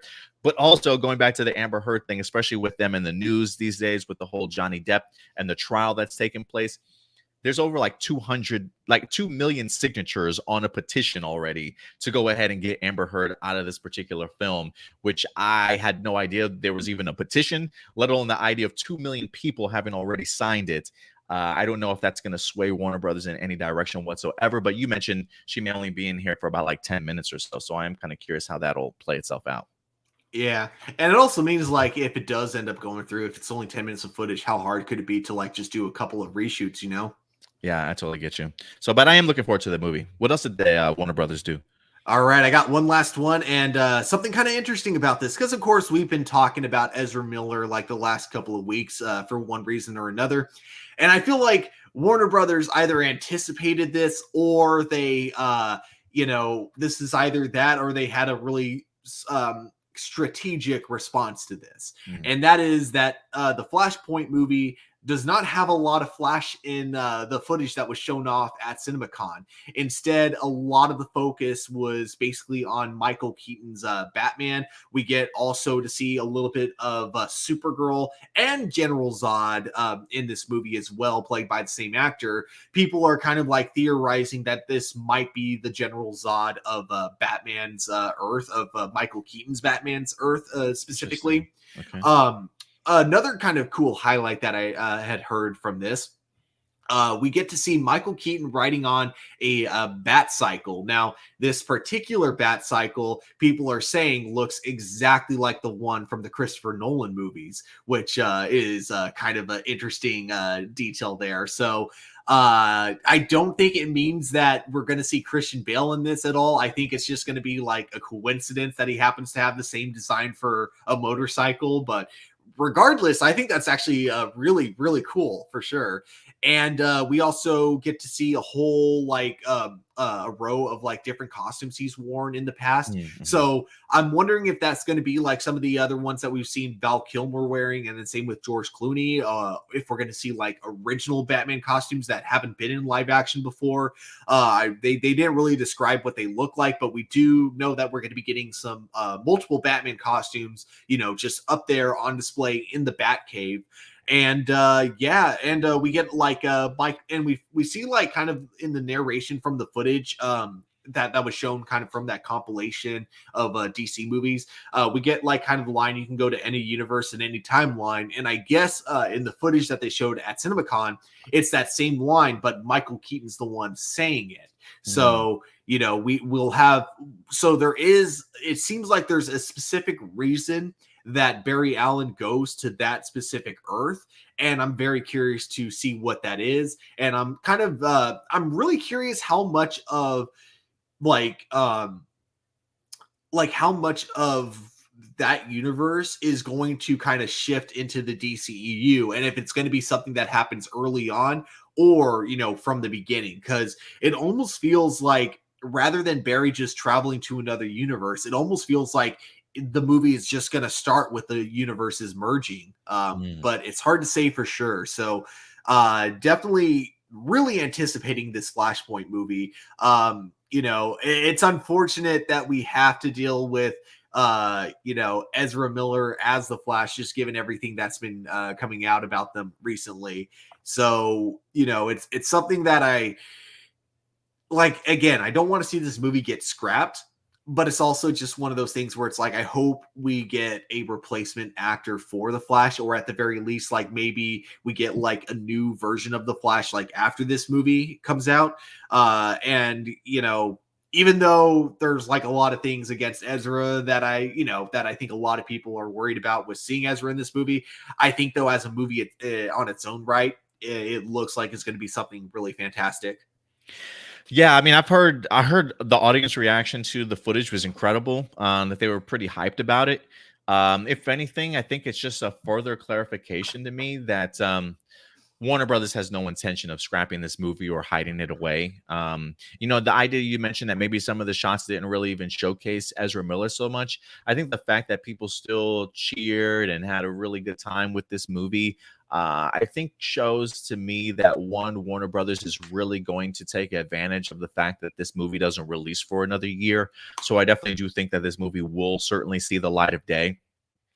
If anything, whether or not they still do reshoots to maybe change Ezra Miller out, who certainly knows? It feels very much like Warner Brothers just either doesn't find the situations that Ezra's putting himself in something to necessarily worry about. I do think the idea of, again, it being a year away is maybe Warner Brothers hoping that the noise subsides, Ezra maybe gets the help that he needs, doesn't start causing any more problems maybe going forward. And I think if that's the case, especially based off of the reaction that the footage wind up getting, Warner Brothers is going to release this movie regardless of what people certainly think. And I think just way our society works, when our attention spans are very limited. If you ask me, in another year, people are going to be cheering for this movie regardless of who's in it. We tend to turn a blind eye when it comes to things that we absolutely love and want to see, regardless of what's happening behind the scenes, type of thing. So I think the way that people have reacted to this footage, I think, has given Warner Brothers sort of all the ammo it needs to still release this movie in about a year and just hope that the noise dies down. That's how I feel about it. But I'm excited for it, for sure. Yeah.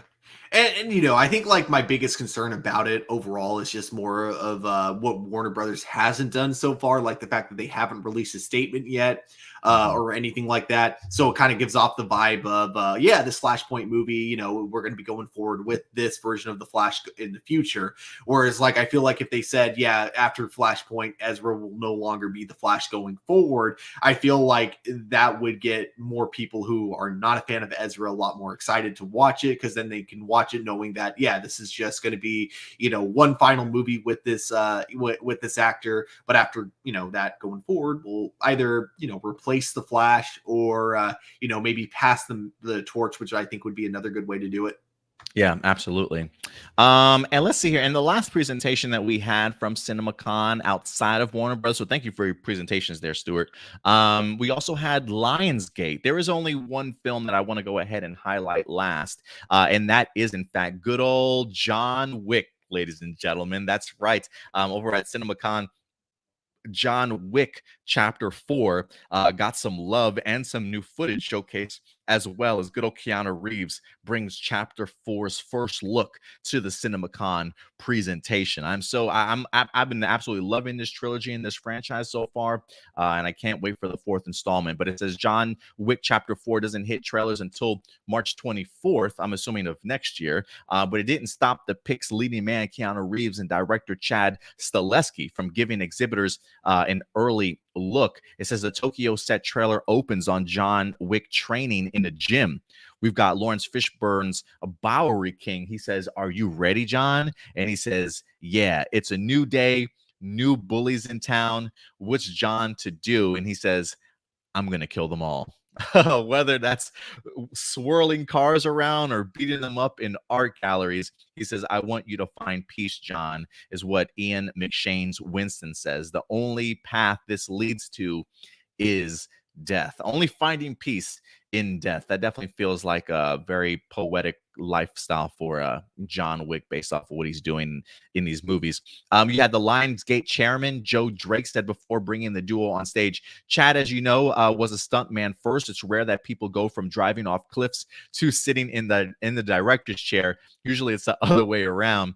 He says, we'd worked with Chad on The Expendables back in 2010. He had a most unique perspective on stunts we've ever seen. We placed a bet that Chad's vision, coupled with Keanu's singular screen presence, would rewrite the action genre, and that bet paid off for everybody. It says moviegoers told us that watching the first Wick was like seeing the genre evolve right before their eyes, with fight scenes crazier and somehow more real than anything they'd seen before. Shepherded by Chad in the director's chair and the Baba Yaga himself, these incredible filmmakers continue to subvert the genre conventions and defy audience expectations. More lore, more inventiveness, exquisite locations, from the Roman catacombs to Halle Berry shooting her way out of Casablanca, from John killing a 7-foot-tall hitman with a library book to horses galloping across the endless sweeping dunes of the Jordan Desert. Yeah, man, I got to tell you, these movies have been fantastic. So yeah, they did go ahead and present a John Wick Chapter 4, and I'm pumped for this, man. I really can't wait to see it, Stuart. Oh, I think you muted yourself. I did indeed. My bad. Yeah. Yeah. No. Like everything they said about the first movie, like I fully agree. It just redefined, like, in a way, like it redefined the action genre, kind of like, because I feel like right before the first one came out, action movies were really moving into the direction of shaky cams, which, you know, the problem is that when shaky cams was first used in like the Bourne Identity, it made sense for that specific film. There was like a purpose behind it, but like I feel like people took away the wrong message from it. The idea of, oh my God, we don't have to like put too much effort in choreographing our fight scenes if we just rely on the shaky cam to move it forward. So the wrong message came from that, and so it could have gone on a lot longer had it not been for John Wick showing, hey guys, it looks a lot cooler when the audiences can like actually see what's going on in the action. And you know, we get, you know, the perfect mixture, I think, of like gunplay action and martial arts, you know, something that ironically I haven't seen done that well since the first Matrix movie. You know, even though they took a much more grounded approach with the gun fu action, it's still so incredibly well done. And yeah, I can watch those movies anytime, and I am super hyped for this fourth movie. Yeah, I can't wait either, man. It should be fantastic. Again, we got to go to CinemaCon next year just to see some of this damn footage, man. So let's keep our fingers crossed that our subscription count continues to grow. Give us some recognition here on our channel in an attempt to hopefully warrant some press passes. But yeah, guys, those are just some of the fantastic presentations that we wind up having this year at CinemaCon. So a ton of great information from Sony, Warner Brothers, Disney, Paramount, and others. But if you guys want to go ahead and check it out, please go ahead and just Google CinemaCon 2022, and it'll probably give you even further details that we did not talk about here. But yeah, that was a lot of information to intake, but certainly well worth the time allotted to it. So yeah, Stuart, that's what we got to do next year, man. That's our agenda. One of our goals for ourselves to go next year. For sure. Man, it was almost like we had like that first half of Hero Report was like its own Hero Report. It was his own Hero Report. Yeah. Absolutely. We could have done that on its own. Going back to the Disney stuff for you, Stuart. This was in fact the movie slate that they have in fact announced from this year and next year to look forward to. Clearly, you got Avatar: The Way of the Water kind of right in between there because it comes towards the end of 2022. So it looks like we've got 1, 2, 3 Marvel movies, The Marvels, Guardians of the Galaxy, and Quantumania in 2023. And this year we still have Doctor Strange, Thor, and Black Panther 2 to certainly look forward to. Man, it's so weird. They're doing another Haunted Mansion movie. Absolutely. And good old Kevin Feige also did mention at the CinemaCon that it says Kevin said that he's going from CinemaCon to a Marvel creative retreat where they have the next decade of Marvel movies lined up. So, Stuart, I think I'm good till my 50s, man. I think I'm covered with Marvel movies until I'm 50. So, yeah, if anything, I feel like I was like, this feels like Kevin Feige just trying to get ahead of the game so he can leave and just have everything set in stone. Like, this is the direction, guys. You do that. I'm going to move over to Star Wars for like 2 to 3 years and put together my Star Wars movie. I'll be back, but I just want to give you some runway, you know what I'm saying, to get your stuff done. I don't know if that's what they're planning on, but 10 more years, man. I love the vision. I love the vision that Feige has. Yeah, for sure. It's also why like I wouldn't want to see him try to do both. I mean, obviously he has his own Star Wars movie, which I'm looking forward to, but it's why I wouldn't want to see him as the head of Star Wars, because if he tries to do two at once, I feel like then we're going to get like a lesser Star Wars and a lesser Marvel, and I'd rather see him just, be on one or the other. But if he does, like, after a while kind of get fatigued with Marvel and then want to move to Star Wars after that, I am all for that. For sure. Yeah, absolutely. But yeah, Marvel still has clearly big plans coming our way. So thank you very much, Stuart, with your presentations. And that wraps up our CinemaCon aspect of this episode. If anything, when I go back into the to edit this video, I probably will add timeline stamps for each particular studio. So if you guys want to come back and check it out, you certainly can with ease. But from CinemaCon to the DC television universe, we will go ahead and transition because this week, Stuart, not a good sign for the Arrowverse, ladies and gentlemen, as we wind up getting ourselves a couple of announcements. Look, it feels as though over the past couple of years, some of our favorite Arrowverse shows have been just kicking the bucket, ladies and gentlemen. Arrow, done after 8 seasons. Black Lightning, done after, 4 or 5 seasons? I can't even quite remember off the top of my head. Supergirl, done after, I believe, 6 seasons. And the cancellations unfortunately continue. We were kind of curious where the Arrowverse was certainly going to go into the future. We had already gotten a couple of renewal announcements that we brought to your guys' attention a couple of weeks back, with The Flash being picked up for a limited run in regards to its upcoming 9th season. But a couple of the CW shows that were not announced that we were certainly still waiting on to see if they were renewed. A couple of titles like Naomi, Legends of Tomorrow, Batwoman. We do have another season of Stargirl coming this summer.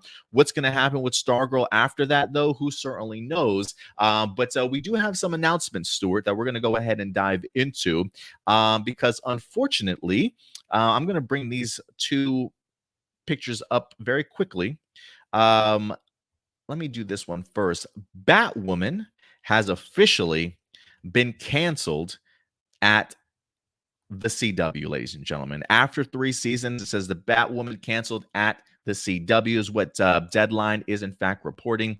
It says Batwoman is no longer. The CW has canceled the superhero drama series after 3 seasons.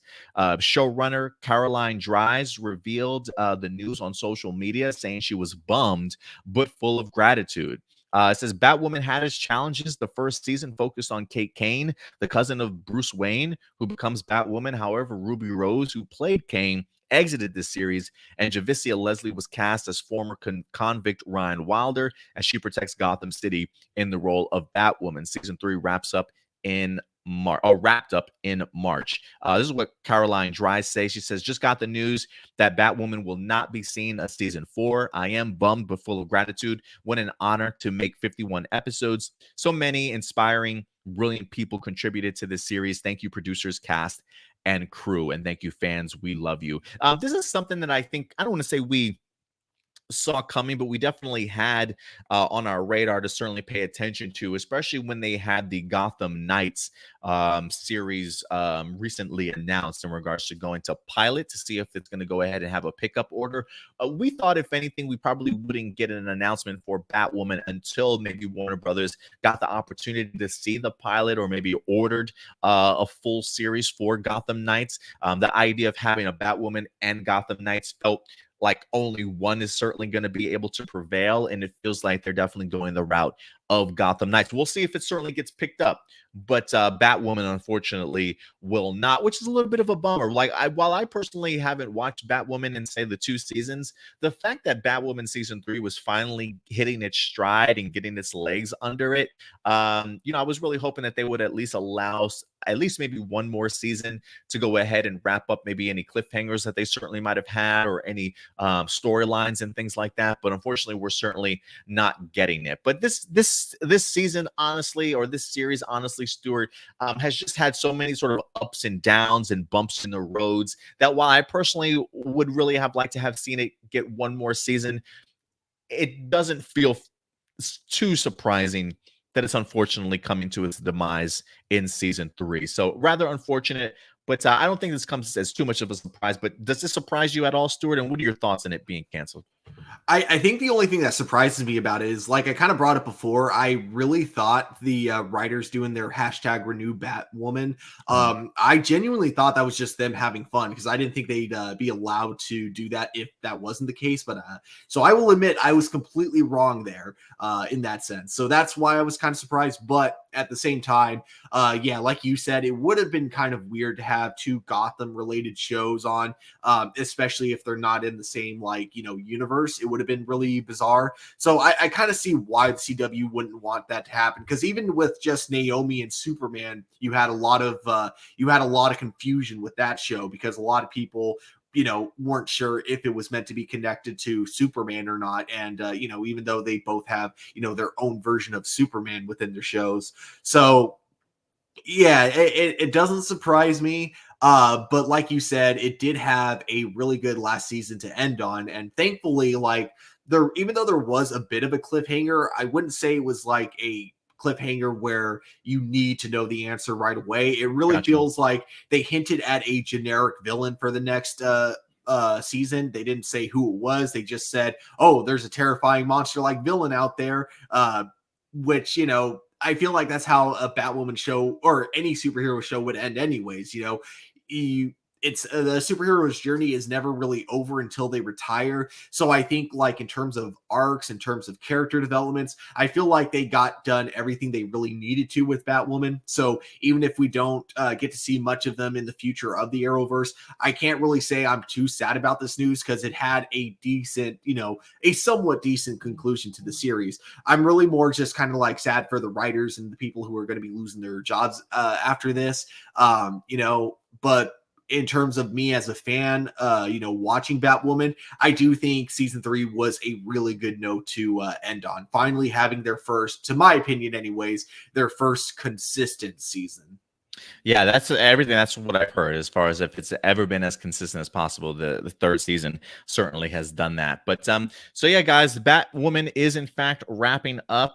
It's officially concluded here. No more season 4 for this series. So yeah, best of luck to Javicia Leslie and everybody else's career. We'll see if they may pop up at some particular point in time somewhere else, or if this is it in regards to their run for the Arrowverse, as it unfortunately continues to shrink. Because, Stuart, that wasn't the only series that unfortunately got a cancellation. As the next one here probably breaks the heart of some. Not me per se. For me, I'm like, this is about time, Stuart. But for some people, pretty upset about the news, unfortunately. But DC's Legends of Tomorrow also canceled at the CW after 7 seasons. How it even got to 7, I have no idea, but it definitely found its niche audience for sure. So for those that really enjoyed this series, I know this is a bummer for them. Legends of Tomorrow will not return for an 8th season. It marks the end of a long road for the franchise, which premiered back in 2016. While the CW is known for giving its longer running series a proper goodbye, this season of Legends ended on a cliffhanger. Sources, however, pointed out that the characters can easily populate other series in the DC Arrowverse, so you may see 1 or 2 of them in other shows. I do find it interesting that some of the sources are talking about that, so maybe there's a chance for them to stick around in some capacity. We'll see what that means, though. Co-showrunner Kito Shimizu revealed the news on Twitter, saying it's been an incredible run. However, the CW has let us know that there will be no season 8. We are heartbroken, but also immensely grateful for the amazing work our cast, crew, and writers have contributed to the show. to the little show that could. So yeah, man, it's ending. It says the cancellation comes on the hot on the heels of the CW cancellation of Batwoman. It says there are still question marks over freshman series such as 4400, Naomi, and All American Homecoming. So those are, in fact, the three other series that we're certainly waiting on. And it does mention that Stargirl's third season has yet to premiere. So we'll even put Stargirl on there as to whether or not that's something that's going to be picked up also. What are your thoughts about Legends of Tomorrow, Stuart, being canceled? This is one that kind of surprises me, not because like it's a great show. In fact, I'd actually say it's at this point probably my least favorite of the Arrowverse shows, but because it has the most loyal, dedicated fan base of any show. Now, It I don't reminds know. me of Agents of S.H.I.E.L.D. for some reason in Yeah, regards to its loyalty of exactly. fans. Yeah, no, you're spot on there. Like the type of dedication, the type of fans that you have are very similar. Like Superman and Lois and the Flash, like while they both have their days where their viewership is like really high, it's never consistent. They have their ups and downs. Whereas Legends, it's like you get the same fans tuning in week after week. And I think one thing that Legends has always done really well, for the most part, I feel like, to my opinion, and I know people are going to disagree with me on this, and that's totally fine. I feel like season 6 and 7 is where they kind of dropped the ball when it came to the overall characters. But I feel like seasons 1 through 5, they've always done a really good job of, making you really enjoy all these characters, giving them great arcs, and just making it just the development always feels very well earned, I should say. Even though the stories can get a little bit too silly for my taste, especially with how low of a budget it is, I feel like the budget just doesn't work for the type of stories they try to tell. And that's where, to me, it kind of fails in a lot of areas. So, it wasn't my cup of tea in particular after a while. I loved it when it started, but then kind of like, I continued watching it, but I wasn't like watching it really as a fan. I was just more watching it because it was something to do. That said, it is. I do feel bad for the fans that are losing this show. And unfortunately, unlike Batwoman, this show didn't exactly have a conclusion. They had what was so weird about the way they ended this last season is that they had a penultimate episode that almost perfectly wrapped everything up. And then they had a season finale that was just suddenly like a new cliffhanger, a new thread of plot that, or a new plot like thing that's going to be playing out later on. And unfortunately, the showrunner himself has like apologized for this, but unfortunately, I don't think we're going to be getting a conclusion to that cliffhanger at the very end anytime soon.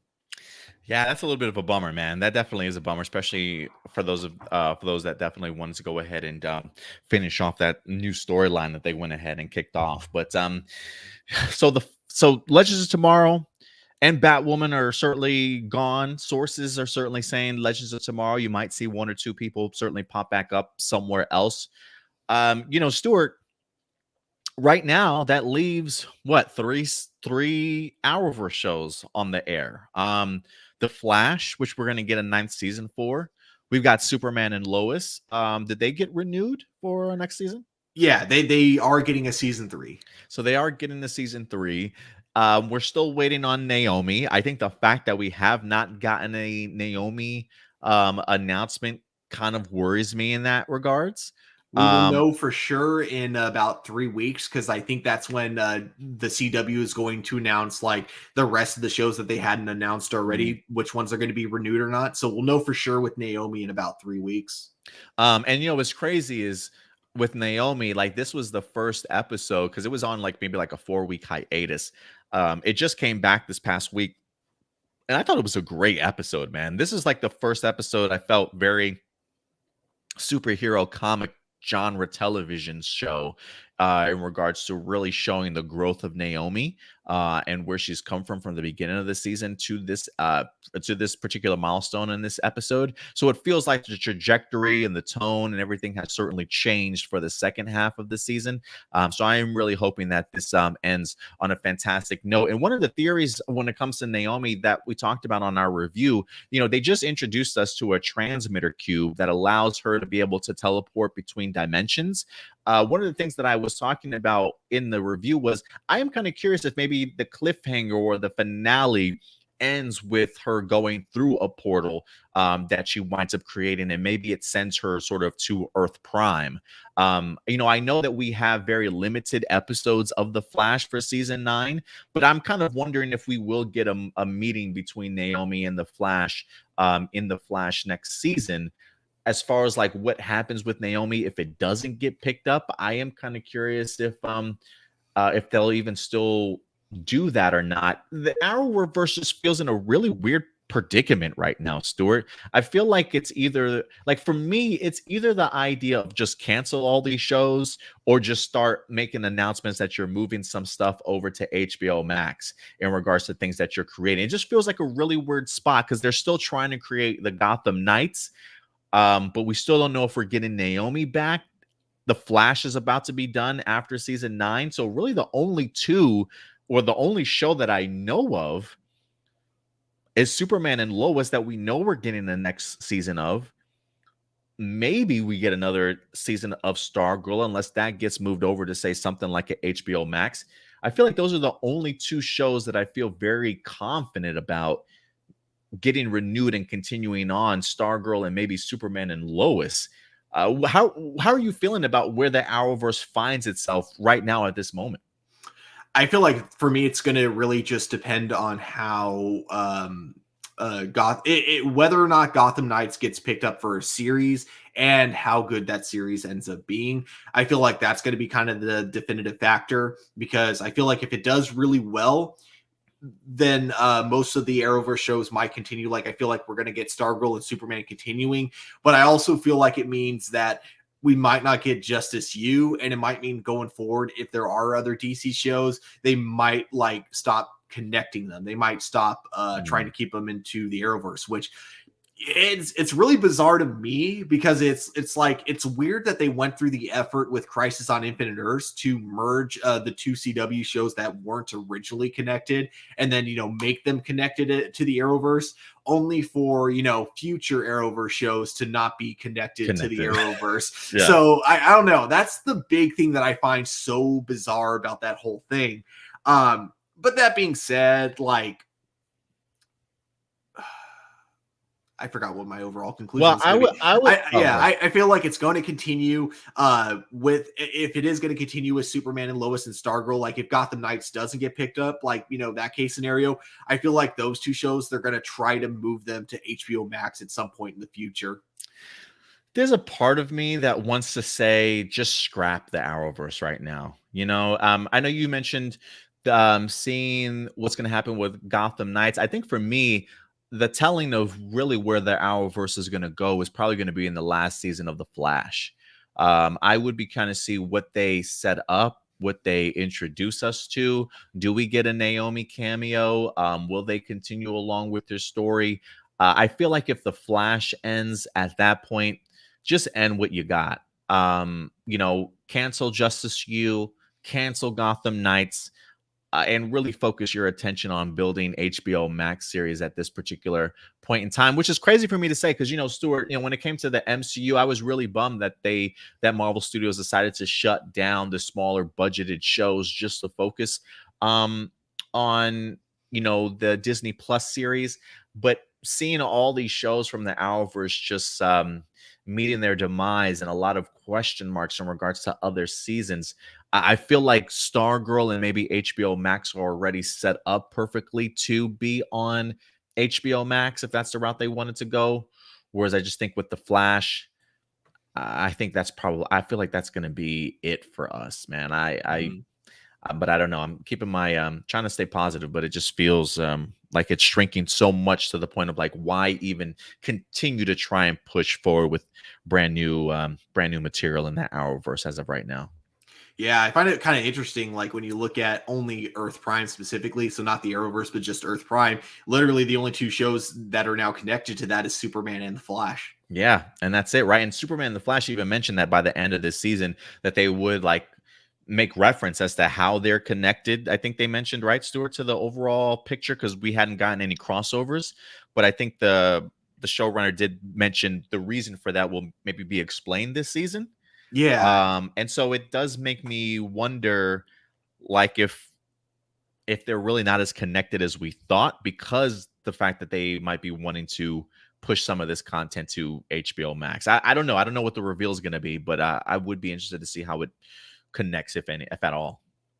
I feel like it's literally just going to be kind of a flash cameo or a name drop. I feel like a lot of people are hyping up what he said like a little more than he intended.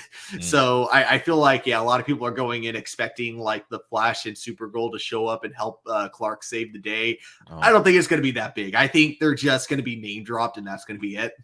I feel you. I feel. But we'll see, guys. But listen, Legends of Tomorrow canceled, Batwoman canceled. What Arrowverse shows are certainly around that you're still excited about that have in fact been renewed? And with the Arrowverse continuing to shrink, despite announcements of, hey, we may get a Gotham Knight, we may get ourselves a Justice U. Do you believe that those are titles that we'll certainly see as a part of the Arrowverse, or do you think this is a transitional period for Warner Brothers in regards to, you know, maybe things with the merger, how they want to push things forward, you know, to HBO Max? Maybe I would like to know your guys' theories in regards to the direction that Arrowverse certainly could go. So definitely go ahead and let us know your thoughts in the live chat or the comment section box below. And Stuart, because this episode is going a little bit longer than we expected, I'm probably going to cut out one of the topics today, and that'll probably be the Jurassic World Dominion trailer that we wind up getting. We'll probably push that off for another week or talk with you guys about that another time. So we will cut out that topic. So we've got two more that we're going to go ahead and talk with you guys about today.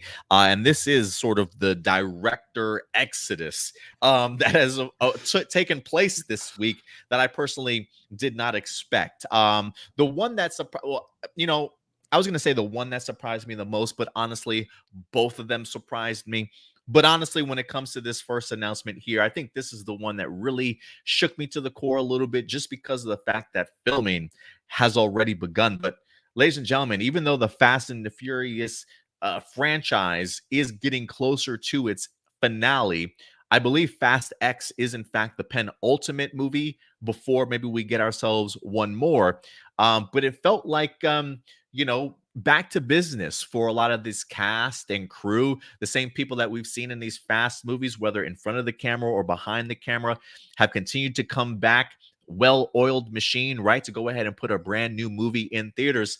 Well, that well-oiled machine has in fact gotten jammed, Stuart, as it seems as though their main director and Justin Lin has officially departed the movie. I have no idea what is going on here, but according to Deadline, Justin Lin exiting as director of Fast X. He will remain as a producer, though, but at this point, that definitely has got to rattle them a little bit, I think. It says this is an exclusive. It says, while filming underway on Fast X, Deadline has learned that Justin Lin is stepping down as director of the next installment in the Fast and the Furious franchise, just days into production. Lin, who co-wrote the film, will remain on as a producer. While the parting was amicable between both parties, insiders say that Lin ultimately decided to step away from the franchise due to creative differences. There go that creative differences line again. Lin did release a statement on his decision. He says, with the support of Universal, I have made the difficult decision to step back as director of Fast X while remaining with the project as producer. Over 10 years and 5 films, we have been able to shoot the best actors, the best stunts, and the best damn car chases. On a personal note, as the child of Asian immigrants, I am proud of helping to build the most diverse franchise in movie history. I will forever be grateful to an amazing cast, crew, and studio for the support and welcoming me into the Fast family. Production has begun on the 10th installment, and while the film will continue shooting some of its second unit footage, insiders say production will take a brief pause while executives and producers look to find Lin's replacement. Sources added that the decision of his replacement should be made soon, as conversations with some candidates are already underway. So yeah, he's been the architect of the Fast and Furious franchise. He joined the series in Tokyo Drift, ultimately changing from a simple street racing picture to a global action event franchise. He would go on to direct the 4th entry, Fast and Furious, the 5th, Fast 5, the 6th, Fast and the Furious 6 installments. And then of course, but he wound up returning for Fast 9 before signing on to go ahead and be a part of Fast X as well. So, anytime, first off, the whole idea of creative differences, we've heard that line a lot, but it is one of those things where, well, yes, maybe it could have been creative differences. Like, you guys have had years to plan this out. Mhm. It's not like you got in front of the camera and you're like, "Oh, this is the movie you wanted to make." "Oh, I'm sorry. I didn't realize that's what you're trying to make." Look, no, they've sat down and have had a plethora of discussions for months, if not years, about what this Fast X movie is certainly supposed to be. So it does surprise me that we've gotten to the point. So I am kind of curious as to what changed, what issues did occur that came up that Justin Lin felt some type of way about. Did they say, "Hey, we kind of want to do 3 more movies after this?" And he's like, "Nah, nah, nah, I'm good. I'm good." I have no idea, but I am hoping that eventually insiders or sources will let us know the real reason as to why these two were split, because it's very odd in the sense that, especially getting to the point of in the middle of your filming, you decide to go ahead and do creative way, change course. That's really troublesome and honestly a little bit worrisome for me also. The script is still there from Justin Lin, so I am thankful for that, but it certainly will be the new vision, how it looks cinematically, how it's certainly presented to us. That will certainly change when it comes to whoever the new director on board certainly might be. Who that will be, I have certainly no idea. I would be curious to know your thoughts, Stuart, in regards to this exit. And do you have anybody in mind, whether that be maybe a previous director from another Fast movie coming back, or maybe somebody brand new to go ahead and tackle these installments? But I am curious as to what changed studio-wise days into filming to make Justin Lin decide, you know what, you guys are maybe going in a direction I'm not comfortable with or I'm not cool with, to make him exit. This is definitely feels unnatural to me in regards to how it's definitely being handled, considering the fact that you should have had all this stuff figured out. This feels very Lucasfilmy to me as of late. So I definitely have my concerns, but what are your thoughts, Stuart? Yeah, I mean, I definitely agree with you for the most part with the creative differences part and the fact that, wait, I thought you like knew what direction you were taking this movie in, and it's kind of weird that the creative differences only come in like as you're in the middle of directing it, because yeah, usually as a director you present what it is that you want to show to like not only your producers but to the actors as well, so you'd think that they know what they're getting into when they sign up for it. That all being said, I do feel like, and I don't mean this in a mean way at all, like far from it, I feel like a Fast and Furious movie is a franchise that like now with any movie anyone can really direct, and I say that I get because you. it's almost like a television show in the sense of at this point the actors have been doing this so much, everything's kind of all set up for you from like the production standpoint.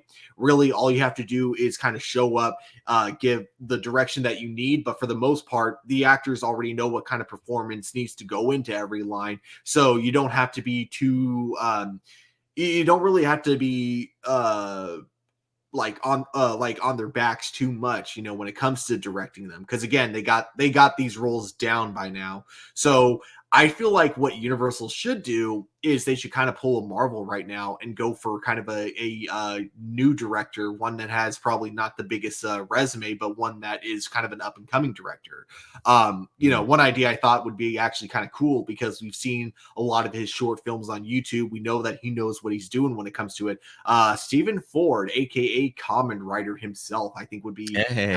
I think he'd be kind of a cool choice to direct this entry in the Fast and Furious franchise for sure.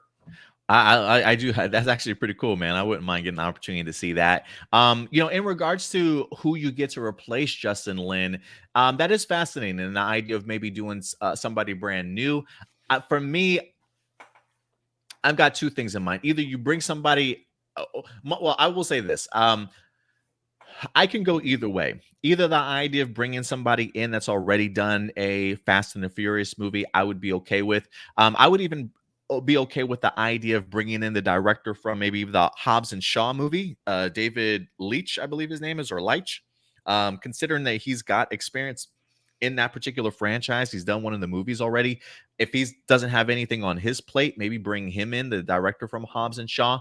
And Stuart, I'll even throw this one out there because of the fact that we already have the script from Fast X, so we know what the movie is certainly supposed to be. This might be blasphemy, but I kind of want to see Michael Bay take over a Fast X movie. Just because I would be fascinated to see how his style in regards to how he just does his movies, how that would be presented in regards to a fast movie. You know, if this is going to be sort of the penultimate and you're really wanting to go out with a bang, I think if anybody could do a fantastic, just bombastic action film, it definitely is Michael Bay. And I think he's been getting some praise from his recent movie, An Ambulance, also with Jake Gyllenhaal and Yahya Mateen Abdul, or Yahya Abdul Mateen. Give me Michael Bay Fast X movie, man. I probably not the popular decision, but I would either take a Michael Bay and just have him stay away from writing it at all, or somebody that's familiar with the franchise is the route that I would certainly go also. But is that blasphemous? Is that a little bit too blasphemous for you, Stuart? If it was the first Fast and Furious movie, maybe, but given that this is, again, kind of the 10th movie, and I feel like the one thing that wouldn't work about it is that if Michael Bay did want to do it his very specific way, I feel like that would could conflict with Vin Diesel and, just the crew in general, because they have a specific way they want the Fast and Furious movies to be. So it would really just depend on if their visions would match or if they would collide. But I definitely wouldn't be against Michael Bay doing the next Fast and Furious movie. So we'll see what happens, guys. Once we get, I mean, they said that the sources are already having conversations to try and figure things out. So the second unit, which I'm assuming will be the action director, is probably taking care of a lot of the big action stuff that they're certainly filming. But as they're in the process of trying to find an actual director for the remainder of the film. But once we get an announcement, we certainly will go ahead and certainly let you know. But I'm hoping details come out exactly as to why Justin Lin left, because it is not normal that, especially because of the fact that he's been a part of this franchise for so long. If there's anybody that knows the ins and outs and the workings and how to put together a fast movie, it's definitely Justin Lin. So the fact that he just came off of Fast 9, and you're bringing him back for a Fast 10, you would think that him and the Warner and the studios were all on the same page in regards to crafting these last films. So the fact that we're getting a hiccup here to the point of in filming he's left, I am a little concerned, man. I want to find out what changed between their relationship to have him exit. But let us know your thoughts, guys. Do you think this is going to affect your enjoyment of Fast X? And do you have any suggestions as to who you would like to see go ahead and tackle the next installment as director? Let your thoughts be known in the live chat or the comment section box below. I really wish when it came to these creative differences that, like, after the movie gets released, I wish they could be more specific on what it was they wanted to do that didn't work out. Mm-hmm. Yeah, because it's like we already got the movie itself, so it's not like they're spoiling anything. But I feel like what happens a lot, and this is probably why studios will tell directors not to, talk about it, is I feel like the directors are going to tell them, oh yeah, this is the direction I wanted to take the movie in, and they said no, and then that's going to get people to go, that would have been so much better. Yeah, absolutely. That's a good point. I feel like people definitely have tended to do that for sure. But from one exit, ladies and gentlemen, to yet another one, this one hurts just as much if you ask me. But it's a rarity when it comes to Marvel Studios in regards to a director exiting. I think the only other time I could think of, Stuart, maybe the Edgar Wright situation when it came to Ant-Man. And then also I believe they changed directors for Thor: The Dark World. I think it was originally supposed to be Patty Jenkins, and then they wind up bringing somebody else in. So I feel like it's pretty rare that we get the opportunity to see a director leave or depart sort of MCU project. Scott Derrickson, also from Doctor Strange, right? We replaced them with Sam Raimi. So it doesn't really happen very often, but it has officially happened again, ladies and gentlemen. As one of the highly anticipated MCU movies that we're really looking forward to is, in fact, the Fantastic Four. It was recently announced a couple of months ago, after the huge success of Spider-Man No Way Home, that the director of that trilogy, John Watts, would be taking over for the Fantastic Four movie. And Stuart, when they announced this, we all said this is as perfect of a fit as you can get in regards to tapping somebody for a Fantastic Four movie. And as much as we were anticipating it, ladies and gentlemen, it is unfortunately not coming to fruition. This comes to us from Deadline as they let us know that good old John Watts himself has also exited Marvel's Fantastic Four. Damn it, Stuart. We just can't have good things, can we? I guess. This is an exclusive. It says John Watts has withdrawn as the director of the Fantastic Four, the reinvention of the venerable Marvel Comics series at Marvel Studios and Disney. Watts just directed Spider-Man No Way Home, a film that grossed $1.89 billion to become the sixth highest grossing film of all time. Nothing sinister here, though, is what they say. It says Watts just needs a break from the superhero realm after completing the Spider-Man trilogy with Tom Holland and Zendaya. He had expected to make the Fantastic Four his next film, the third feature iteration of that franchise, and first since Disney acquired Fox, which controlled the franchise. Watts has spent the better part of the last decade directing and promoting the Spider-Man films after being hired off of Cop Car, a small-budget indie thriller that premiered at 2015 Sundance. He needs a breather. According to Deadline. Kevin Feige said, collaborating with John on the Spider-Man films has been a true pleasure. We're looking forward to continuing our work with him and to bring the Fantastic Four into the MCU, but understand and are supportive for his reasons of stepping away. We are optimistic that we will have the opportunity to work together again at some point down the road. Watts also said, making 3 Spider-Man films was an incredible and life-changing experience for me. I'm eternally grateful to be a part of the MCU for 7 years. I'm hopeful we'll work again together. I can't wait to see the amazing vision for Fantastic Four being brought to life. It does say that Watts has another project on hand as a director, but much more smaller project than what he certainly has as of right now. So John Watts needs a little bit of a breather, Stuart, in regards to just his time to himself and just everything that's been going on in his life after focusing 10 years of your life on 3 Spider-Man movies, huge Spider-Man movies. You go from an indie thriller to 3 big blockbuster movies. Now you're about to be on your way to Fantastic Four. Maybe a little bit overwhelming to just his life and the way that things have gone. But according to them, he needs a breather, Stuart. What do you think in regards to John Watts stepping away? Understandable. And as bummed as I am about this, I would much rather have a director who's excited to do Fantastic Four rather than someone who's doing it because it's a job. And that's not to say he was never excited. Like, obviously, I feel like when he was first given the job, that must have been amazing. But I feel like, I can definitely see why Spider-Man 3, because there was a lot going on in that movie in No Way Home. So I can see why that would burn someone out afterwards. And, he'd be in a position where it's like, I don't know if I want to do this again. And I'm glad for the movies that he gave us. And I'm glad that he seemed to have had a lot of fun doing those. But it also makes a lot of sense that now is his time that he wants to step down. So I'm very curious to see who they're going to get now, Yeah, I think for me, that's really my biggest question is who's certainly going to come next.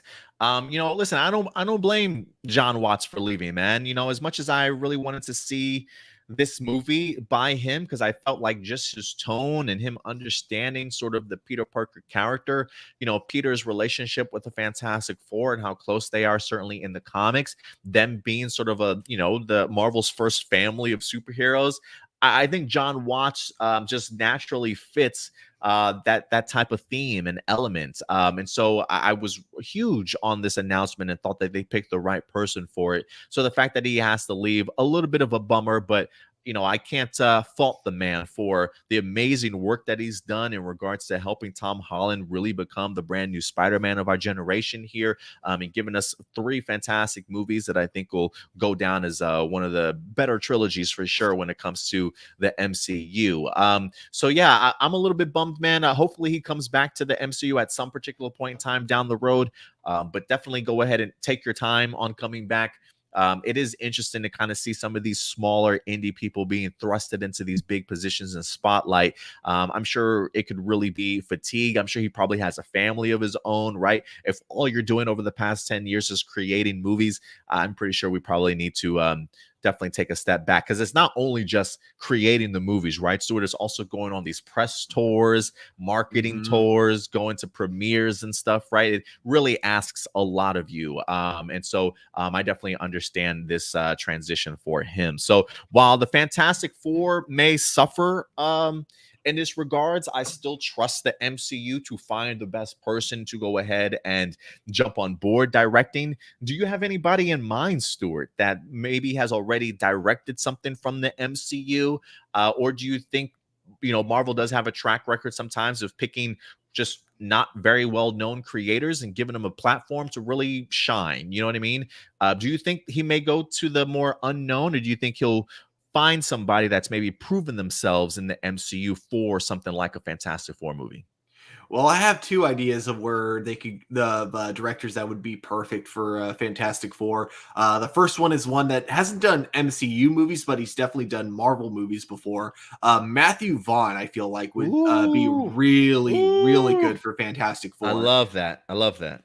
Yeah, and if you want to go in a slightly more, I don't even want to say risky, because they're very talented directors when they work together. And they've also worked with the Russo brothers on their most recent film. So I was thinking Dan Kwan and Daniel, I do not know how to pronounce that last name. Shinert, or I don't know. But yeah, either way, the two directors for Everything Everywhere All at Once, I think would also be a really good choice for Fantastic Four, because when you look at some of the Silver Age comic books from Fantastic Four, those comics get weird. Weird. Yeah. And if they want to go in like a Doom Patrol type of direction, where they want it to be like kind of comic book accurate, but still feel very grounded in sense of, it being about the characters and the way, it's really more of a character drama within this weird reality of superheroes. I think these two directors would be perfect for that. I'm not saying that's the direction Marvel wants to go with the Fantastic Four, but I do think it'd be a really cool direction to take them in, because we've already gotten two different Fantastic Fours that were just kind of, blockbuster action movies. So if they wanted to go kind of a more character drama type of aspect, or character drama comedy, I think these two directors would be excellent for that. I love your choices, man. I haven't had the opportunity to check out that second movie, but I hear that it is gaining traction in the box office as of right now, in the sense of being released limitedly and not really getting that much recognition. But it's been such an enjoyable movie, and people have been really vocal about it. It's starting to make a lot more money. People are kind of comparing it to, what was that Hugh Jackman circus movie? That he did, The Oh, Greatest Showman. That's what, yeah. The Greatest Showman. Like, it didn't do that well when it first was released, but like after a couple of weeks, when people started word of mouth spreading, it wound up making a ton of money. I feel like that's what's happening with the second movie that you just announced. But I do love both of the directors that you mentioned in there in regards to helming Fantastic Four. I think either would certainly work. The only other person I would probably throw out there, and it is one that I kind of want to see what this next movie is going to be like from them, but I would even throw in Peyton Reed as a choice, coming from the the Ant-Man sagas. I loved what he did with the very first Ant-Man. Definitely a smaller film, right? But you definitely get to see just the chemistry, the dynamics, the friendships, the family aspect of things, the humor. It really worked for what Ant-Man was. I wasn't necessarily the biggest fan of Ant-Man and the Wasp. You guys know that. I don't necessarily know if that was Peyton Reed's fault so much as it was script wise. And now we've got him also coming back for his third Ant-Man film for Quantum Mania, which we're supposed to be getting, Jonathan Majors in there as Kang. This feels like a very big movie in regards to the Ant-Man installment. And I think if Peyton Reed can really make an enjoyable movie here that explores Kang variants and whatever, other sciencey aspects that Ant-Man certainly might get into, if Peyton Reed can knock that one out of the park, I may be open to the idea of seeing what he could do when it comes to Fantastic Four. I think the humor, the family relationships, and again, if Quantum Mania is Peyton Reed taking that step to a more epic and grander style movie, I think if he can prove himself there, then maybe he might be next up for Fantastic Four. But that would be my suggestion, if anything. If I had to pick from somebody that we've seen do an MCU, somebody in-house, I would be open to that also. But I love your choices too, Stuart. I think any of these three would work. I kind of like with your choice. I definitely want to see Ant-Man 3 before I say for sure, but I definitely see where you're coming from. Like, I think that could actually work really well. That's what I'm saying. If I see the third one and it really, Quantum Mania is really quite successful, then I if anything, then my choice would certainly be Peyton Reed. As it is right now, I am personally on the fence. It really is all dependent on that third Ant-Man movie, but we'll definitely go ahead and see. But guys, we want to know your thoughts. John Watts is exiting Fantastic Four. What was your level of anticipation for him to direct these movies after seeing him in Spider-Man? What he was able to do with that franchise, and now that he's gone, do you guys have any suggestions as to who you would like to see direct Fantastic Four going forward? Let your thoughts be known in the live chat or the comment section box below. I think it was a good idea, Stuart, to go ahead and remove Jurassic World from our lineup today. But you know what time it is, Stuart. What time is it, man? It's time for live viewer questions. And we definitely will be getting into it for you guys today. We got a plethora of emails, Stuart. So let's try and answer these as quickly as we possibly can. Don't mind elaboration, but let's try and keep the elaboration to a minimum, because we do have like 30 emails. So let's see how.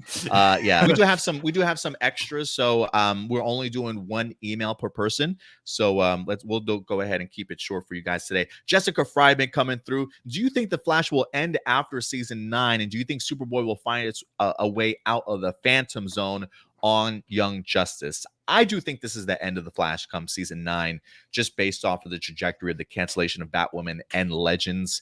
With The Flash season 9 being also a smaller season, there is something that makes me feel like it's the last season, but that's just me. What about you, Stuart? Yeah, I'm kind of with you there too. It kind of feels like they're really trying to kind of end the Arrowverse, especially with the future of the CW being uncertain, like whether or not Warner Brothers is even going to continue to own it in the future. Yeah, and then as for the second one, I hope so. Like, okay, so I'm behind a couple of episodes on Young Justice, so I don't know what's still going on. Although hearing that he's still in the Phantom Zone does kind of worry me. But yeah, I hope he escapes from there. Every time like they cut back to it, I'm like, oh man, this is just depressing. Like he's like stuck there with like one of the Legion of Superheroes who's like not even conscious like currently. So he's like literally carrying her while he's jumping from one asteroid to another, barely able to make it because they like become farther and farther apart with each jump. It's like, damn, let Connor Kent go home to his wife, man. Yeah, no joke, man, for real. Ibasay's got a couple questions. When it comes to controversy, besides Warner Brothers, which other company looks really bad towards their actors and artists? Are there any other ones out there that the way they handle their stuff is kind of Disney, not necessarily with their actors and directors, but definitely when it comes to kind of the other people that work on, kind of the smaller parts of the film. Like they tend to get underpaid like a lot. And then not to mention Disney does a good job of like silencing people when they try to speak out. They do a good job of making sure they don't speak out again, which is not a good thing at all. So yeah, Disney would definitely be my number 2. And I would also just say, if since you picked Disney, the whole Bob Chapek stuff that we have been seeing over the past year with the Scarlett Johansson stuff, just some of the articles that we've been reading about how Chapek has really been handling things behind the scenes at Disney. It's been like a giant, pardon my French, but clusterfuck over there. And if there has, like, the fact that I think Bob Chapek has kind of brought that type of attention Disney's way over the past year, not necessarily a good sign. I don't necessarily know if they're on par with Warner Brothers, right? But if we had to choose another company, maybe there might be other ones. Who knows? Which films are you most excited about? like the Flash movie being mentioned to have a big setback due to issues behind the scenes. Okay, so which movies are you most excited about or not looking forward to, especially with their premiere dates revealed? Which films are you most excited about? I mean, The Flash is a long ways out. We didn't get. I'm trying to think of premiere dates revealed.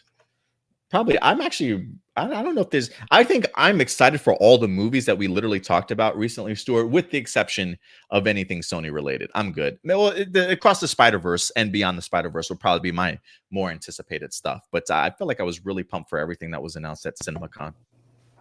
Yeah, pretty much everything we already mentioned. Trying to think if there. I guess I'll bring up a couple movies that haven't come out yet that we haven't really talked about much. There's a movie called like Future Crimes, and it looks like a really interesting like horror film with Kristen Stewart in it. What other movies?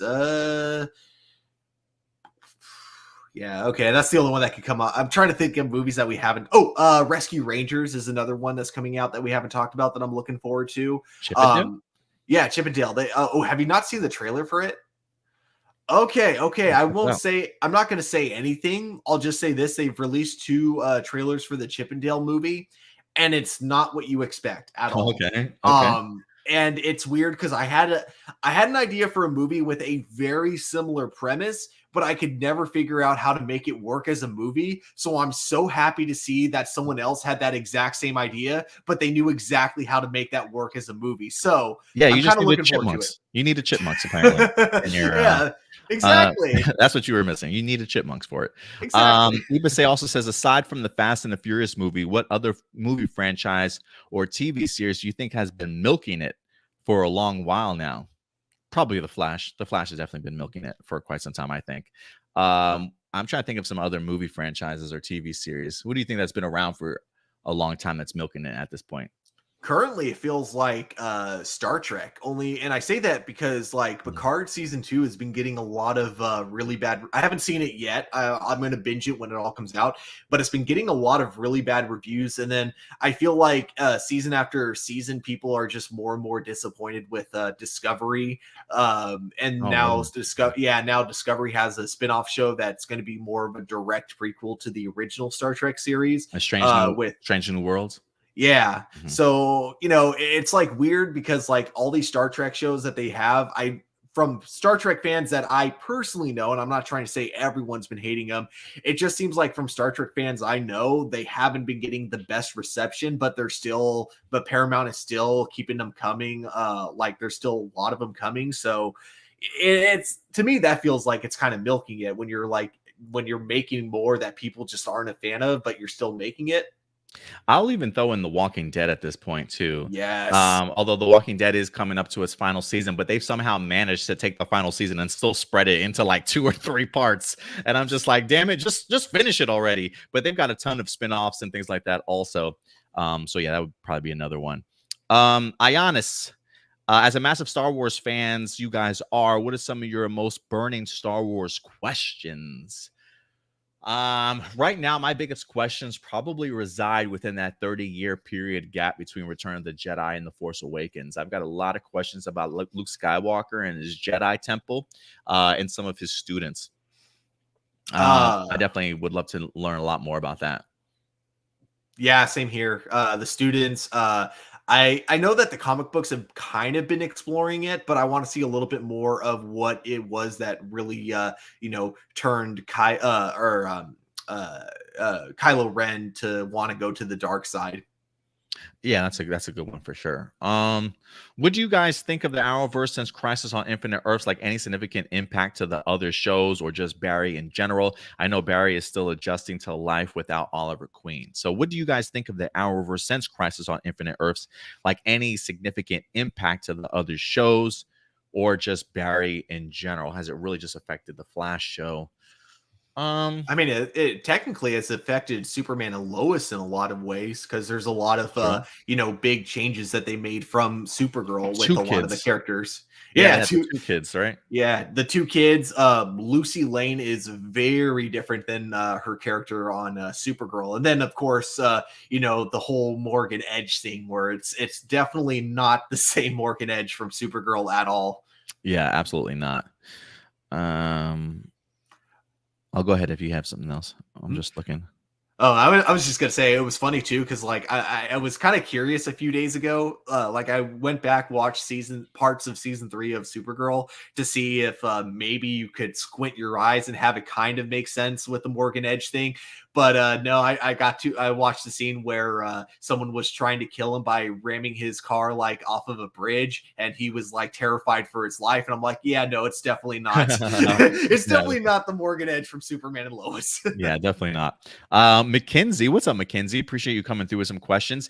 If by the time the Flash movie gets here and Ezra Miller still hasn't changed his ways, do you think that if we get a post-credit scene where something happens to Barry, either gets a new face or someone grabs him and replaces him by a new actor, could that impact the sequel if reviews and box office becomes a hit, or are they just going to go along with it and just pretend nothing happened to Barry? I mean, we'll have to see in regards to that. Do you think if we get a post credit scene where something happens to Barry, either gets a new face or someone grabs him and replaces him by a new actor, could that impact the sequel if the reviews and box office becomes a hit? I mean, I don't know. I guess it's just depending on how well the movie is received or the script of the movie is. If they replace him, I'm just regardless if they add anything or not. I think if the reviews and the box office um, come back positively, then yeah, they're going to make a sequel regardless. How are you taking that question though, Stuart? Um, yeah, the biggest thing is that it's Warner Brothers and they don't have the best track record with handling like actors that are problematic. In fact, they actually seem to take more action with actors that aren't problematic, but don't say the kindest things about them. So it makes me just kind of worried that really there may not be any consequences with Ezra going forward in the future. And if that happens, I feel like probably sequel Flash movies are going to have like people trying to boycott it. And I honestly can't blame them for that. Yeah. I think if Warner Brothers is smart, they will go the direction that a lot of fans are suggesting, which is the idea of just, release Flashpoint because obviously you've spent too much money to scrap it, but just, edit the ending, so that way we can get like a new Barry Allen at the end or kill him off so we can get the Wally West Flash, one of those two things. Yeah, I am curious what this script asks for and how this movie certainly ends. I mean, I think either you release the movie as is, don't say anything about Ezra, and he just continues to be the Flash, certainly going forward. If the reviews are good, if the box office is good, then you know what? That's a sign of Warner Brothers that people don't really care about Ezra Miller being in this movie. They're still coming out to see it, right? And so if people are still coming out to see it, that means why change it? You know what I mean? So I think the idea of still waiting a little bit, I think the idea of it being more than a year away really helps Warner Brothers in that regards, because we are very much a reactionary now to things that happen in a year. Our memories tend to sort of reset, and we almost tend to forget the history that came before things sometimes. So I think Warner Brothers will either release this movie and Ezra will just continue to be the Flash, or if things continue to go the way that they're going, I think the best route would certainly be what you suggested, Stuart. Just reshoot the finale and somehow change it or have a different ending to the movie. So we're going forward. We have somebody new there. She also says, I know CW Batwoman series spent most of its second season working around and explaining the disappearance of Kate Kane since the exit of Ruby Rose. There's no more to that comment, though.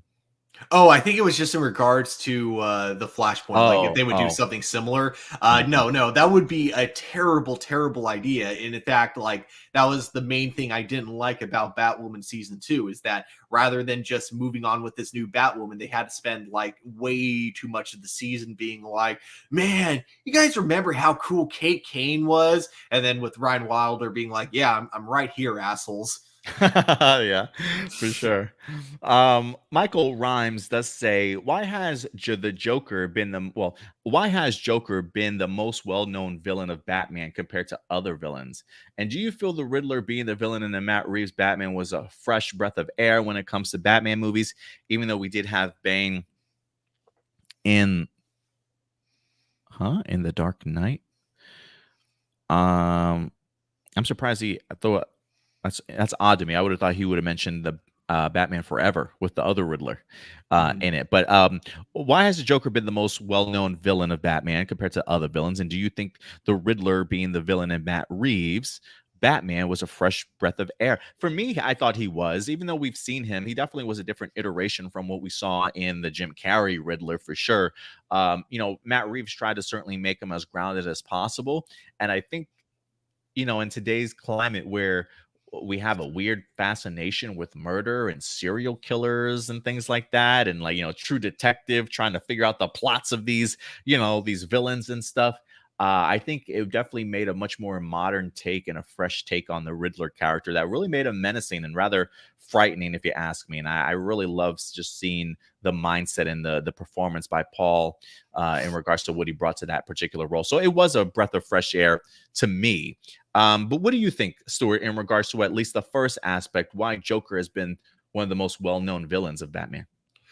Just because he's like kind of the perfect opposite, Batman's a creature of the night, and you would think that would mean Batman would be the villain, but no, it's like you get like a dark creature of the night who fights for justice, and then you get like this happy clown that is just pure chaos and evil. So I think it's just kind of that perfect opposites attract type of dynamic between the two of them. Although in this case, not necessarily attract. Mhm. Yeah, no, I get you. And if anything, just comic book wise, I think Joker's had so many impactful moments in regards to the life of Batman. Killing a lot of very close people in his life. And I think, I mean, there's so many iconic Batman and Joker stories out there. So I just think the incredible writing in the comic books has really allowed the Joker to kind of shine. Nicole does ask, do you think we'll get a Star Labs in the Flash movie? I gotta think so. I gotta think so.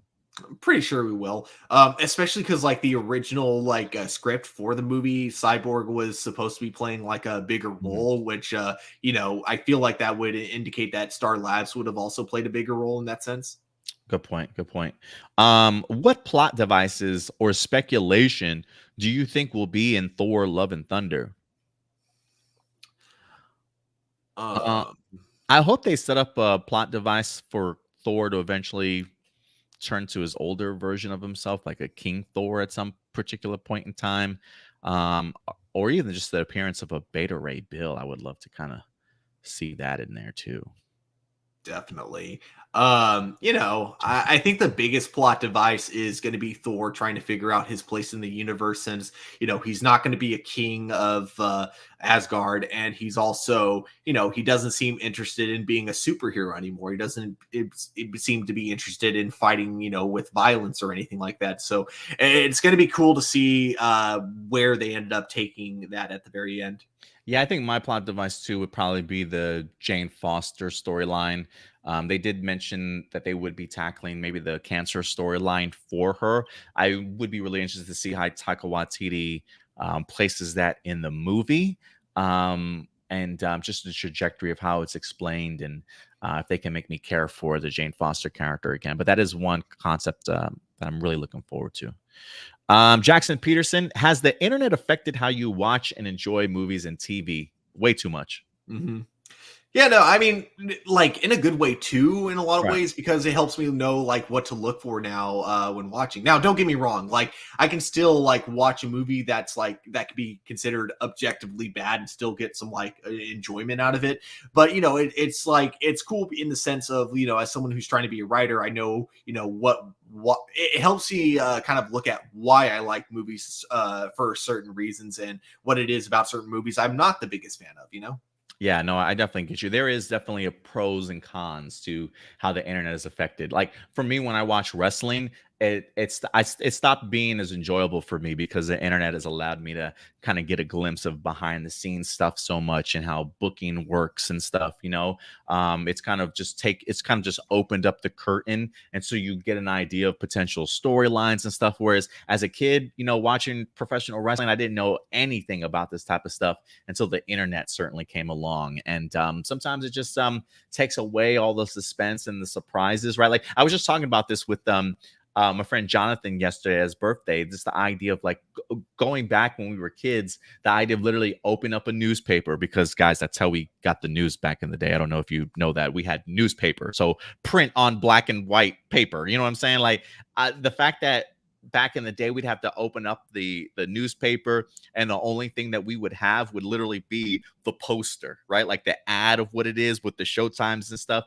And half the time I don't even remember seeing trailers for any of this stuff back in the day, right? There was no like YouTube to just go on and check out like, oh, the newest trailer drop sort of thing. Like if you were watching TV, you would see a TV spot or something, you would have like an ad that would pop up and you're like, oh, okay, I'll go ahead and check that out. But the insight that we have to movies these days, again, it's a pro and a con, but man, all the insight, I can see it ruining some people's experiences, but also heightening it, because it did heighten my level of wrestling for a brief period of time, and then I got tired of knowing so much of everything, right? So it definitely works. It definitely works both ways.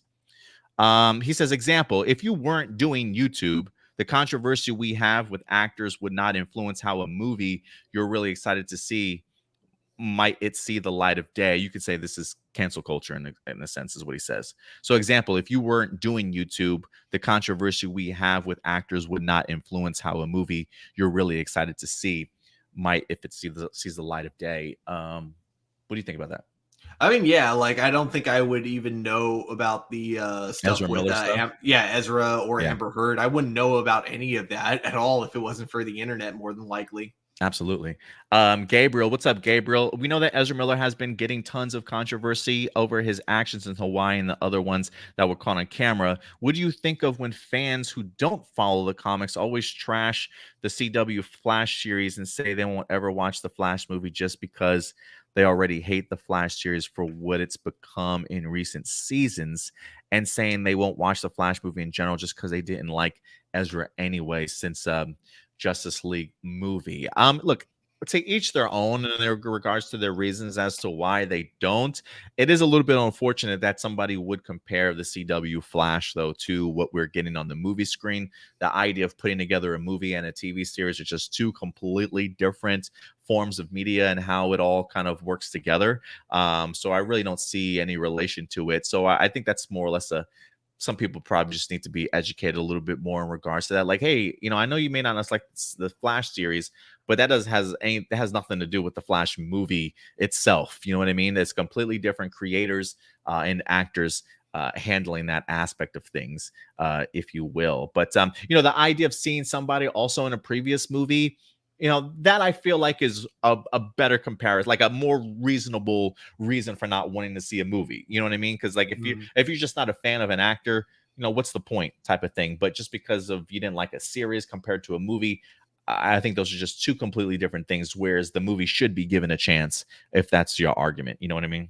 Yeah. And I think also for the thing, if you're not like the biggest fan of an actor, there have been several times where I've always thought like a certain actor is really terrible, but then I've seen them in other roles and I'm like, oh, wait, no, it was just a really bad role for them. And I think Absolutely. one example is Justin Chadwin, or Chadwick, I can't remember, but, hated him, absolutely hated him as Goku in Dragon Ball Evolution.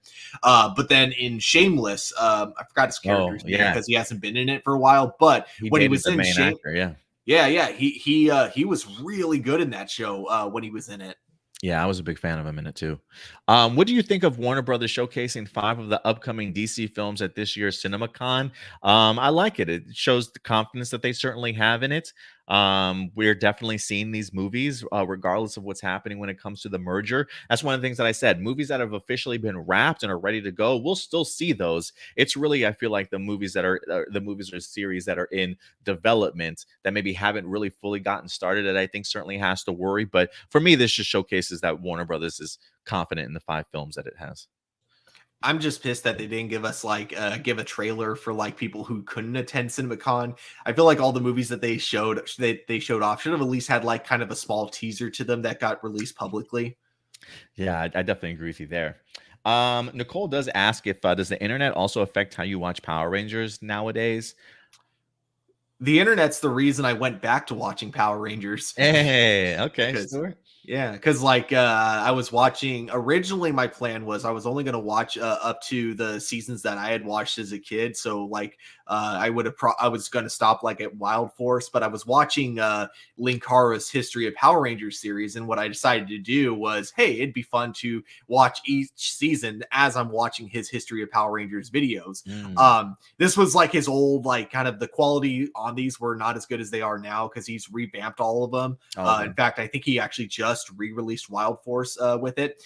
But yeah, it's what kind of got me back into it and got me into like kind of wondering to myself, why did I ever stop watching this show? Let's see here. Kevin Rickardson. What are some of the weirdest and dumbest storylines in the Flash series?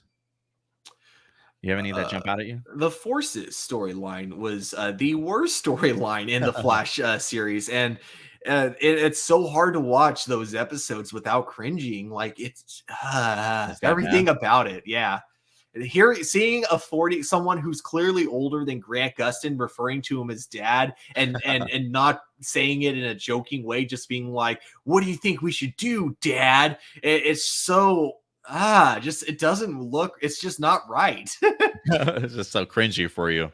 Yeah. There's Iris being like, "Oh, these are our children." It's like, no, they're not. They got powers that you caused them to have. That doesn't make them your children. All right. If I give someone a T-shirt and they wear that T-shirt, that does not make that person my child. I'm gonna have to take some t-shirts back from some people then. I got a bunch of kids running everywhere then. Do you think Tom Cavanaugh has been overused on the show as Reverse Flash?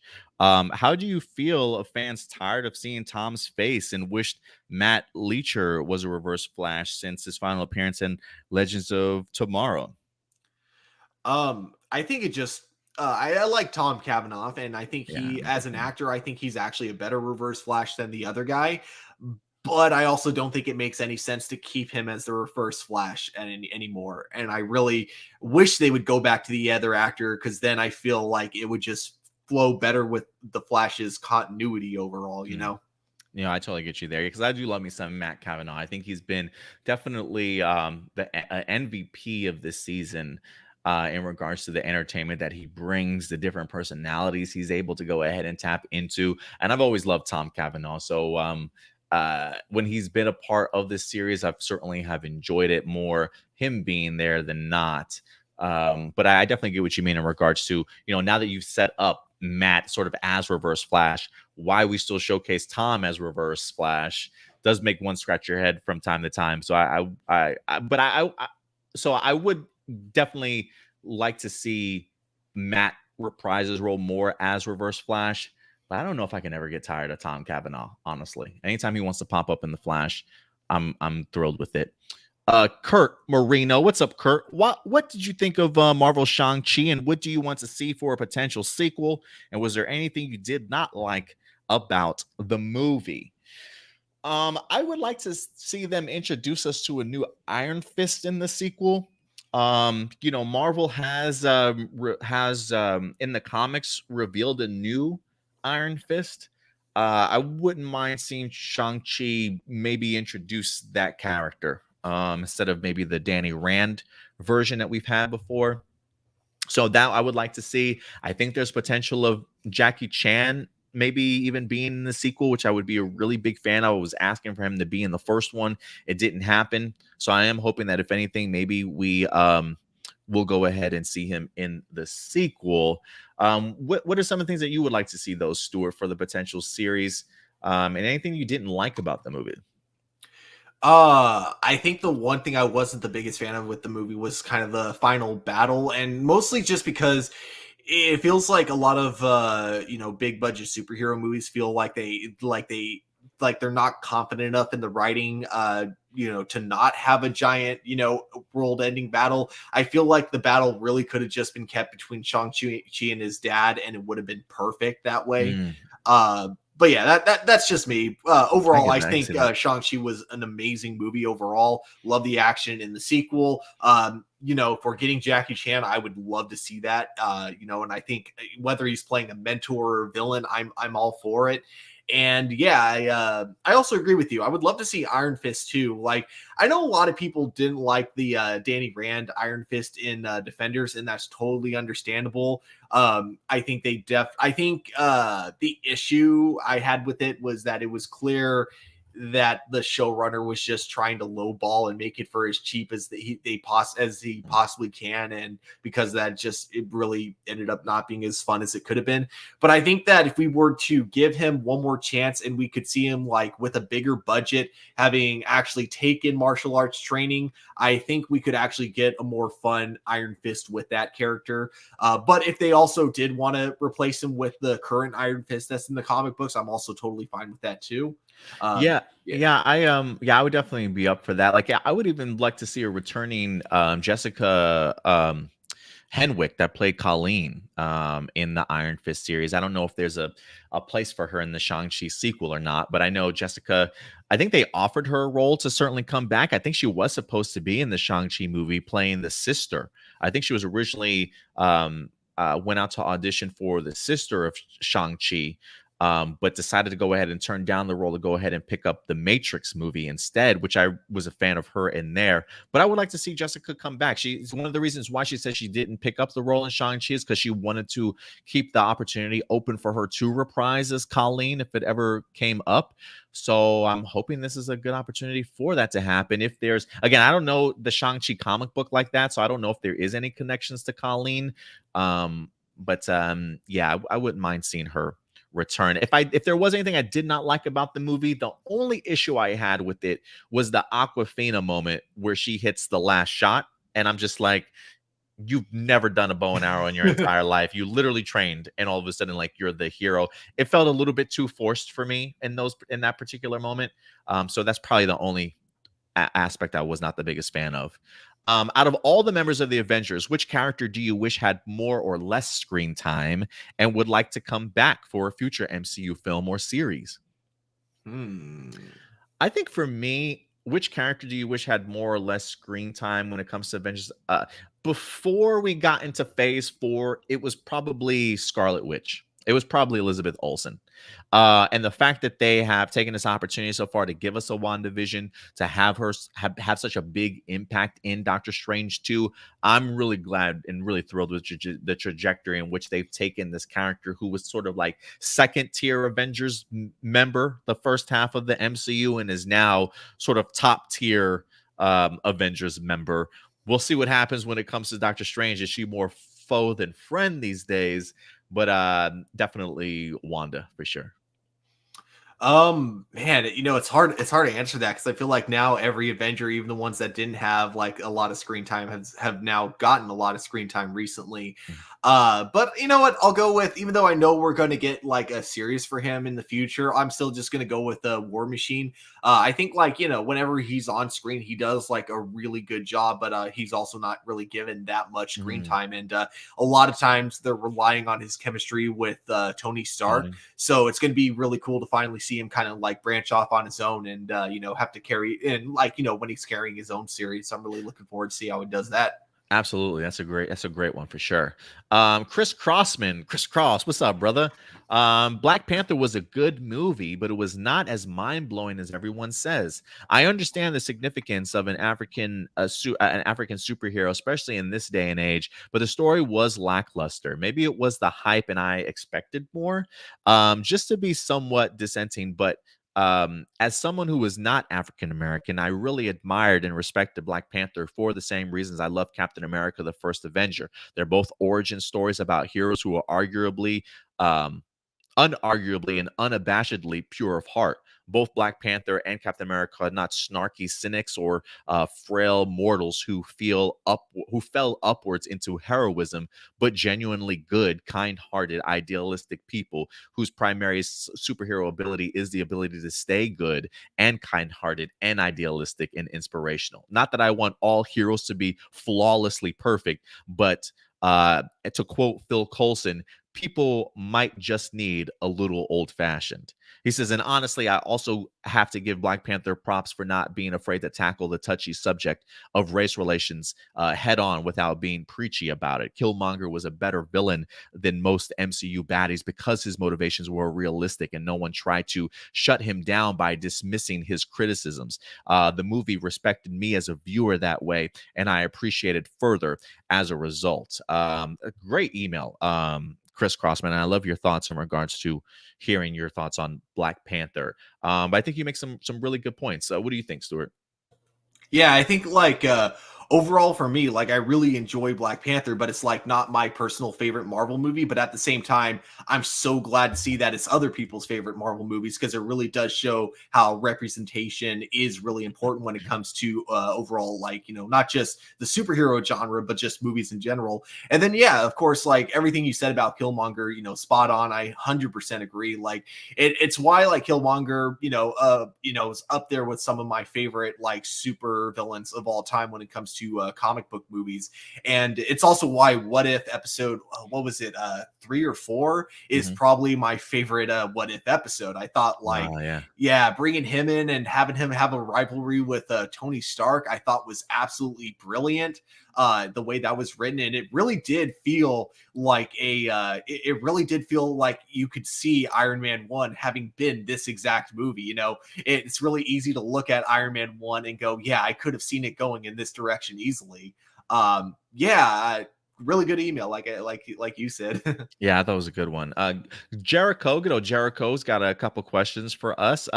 He says, you may have already talked about this by the time you read this, but what do you think of the new footage of the Flash movie with the addition of Michael Shannon's return as General Zod and another look at Sasha Kaye as Supergirl? I will just say, I wish we got the opportunity to see it. Unfortunately, we didn't. I'm really excited for Sasha Kaye as Supergirl.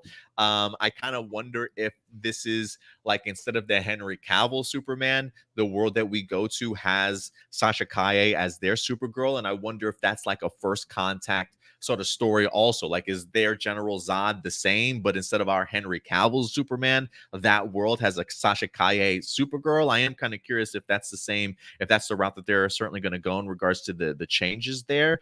But I'm pumped for it, man. I'm really excited to see what this movie explores. Yeah, I'm really excited too. I can't wait to see like the world of Michael Keaton's Batman being expanded Yeah. beyond Gotham City.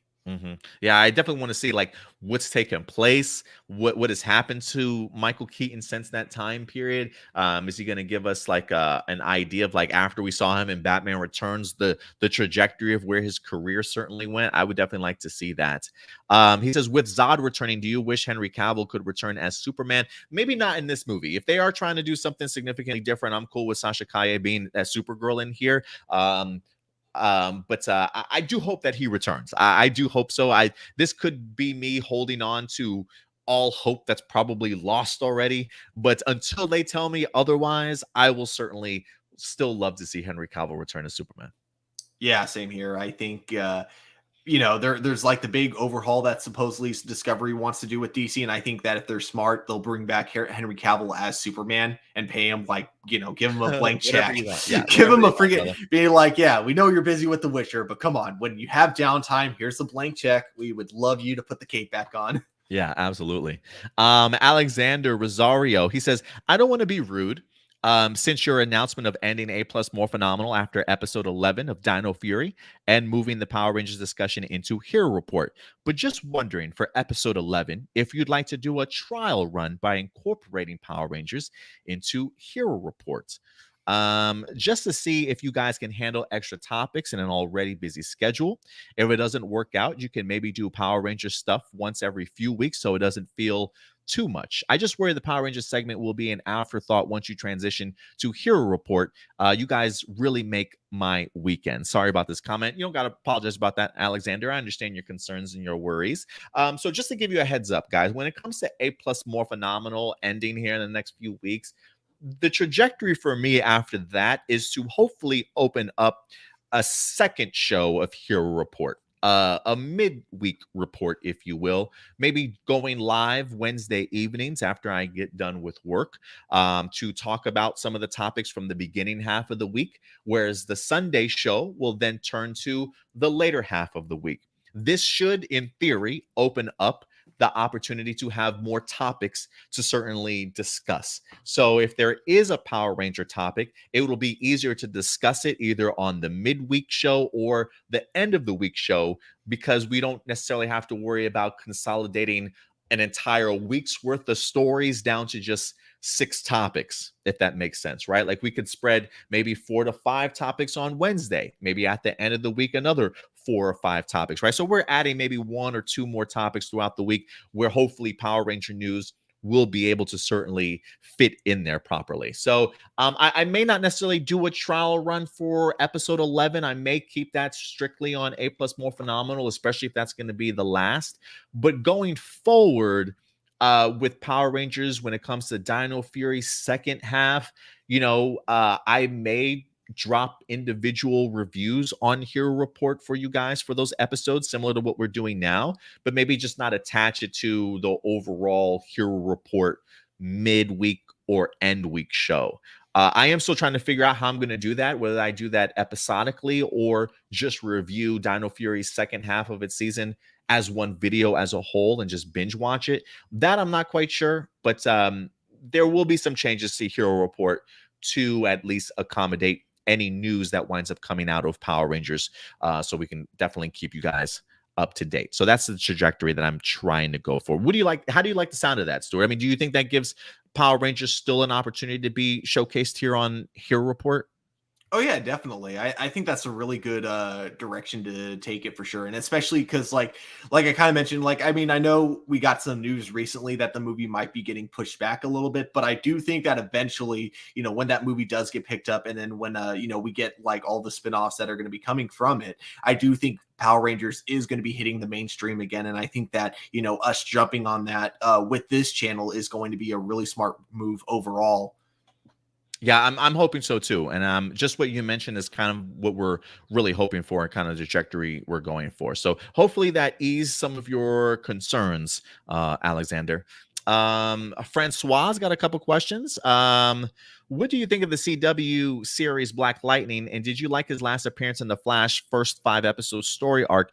Do you feel he did enough or you wanted more? I always wanted me some more Jefferson Pierce, but I was happy with what we wind up getting in there. I thought he had some pretty impactful moments in regards to at least having the Flash remember who he certainly is. The only issue that I have of that is like, look, Barry, you've been doing a superhero thing for how many seasons now? You don't know how to do the Flash job right now. Like you still struggle with this identity crisis sort of thing of being the Flash and how to handle these situations. That it's becoming a little bit more so, especially when the theme I felt like of this season was, hey, this is a Barry that's grown, right? Like he's learned so much from a lot of his past stuff.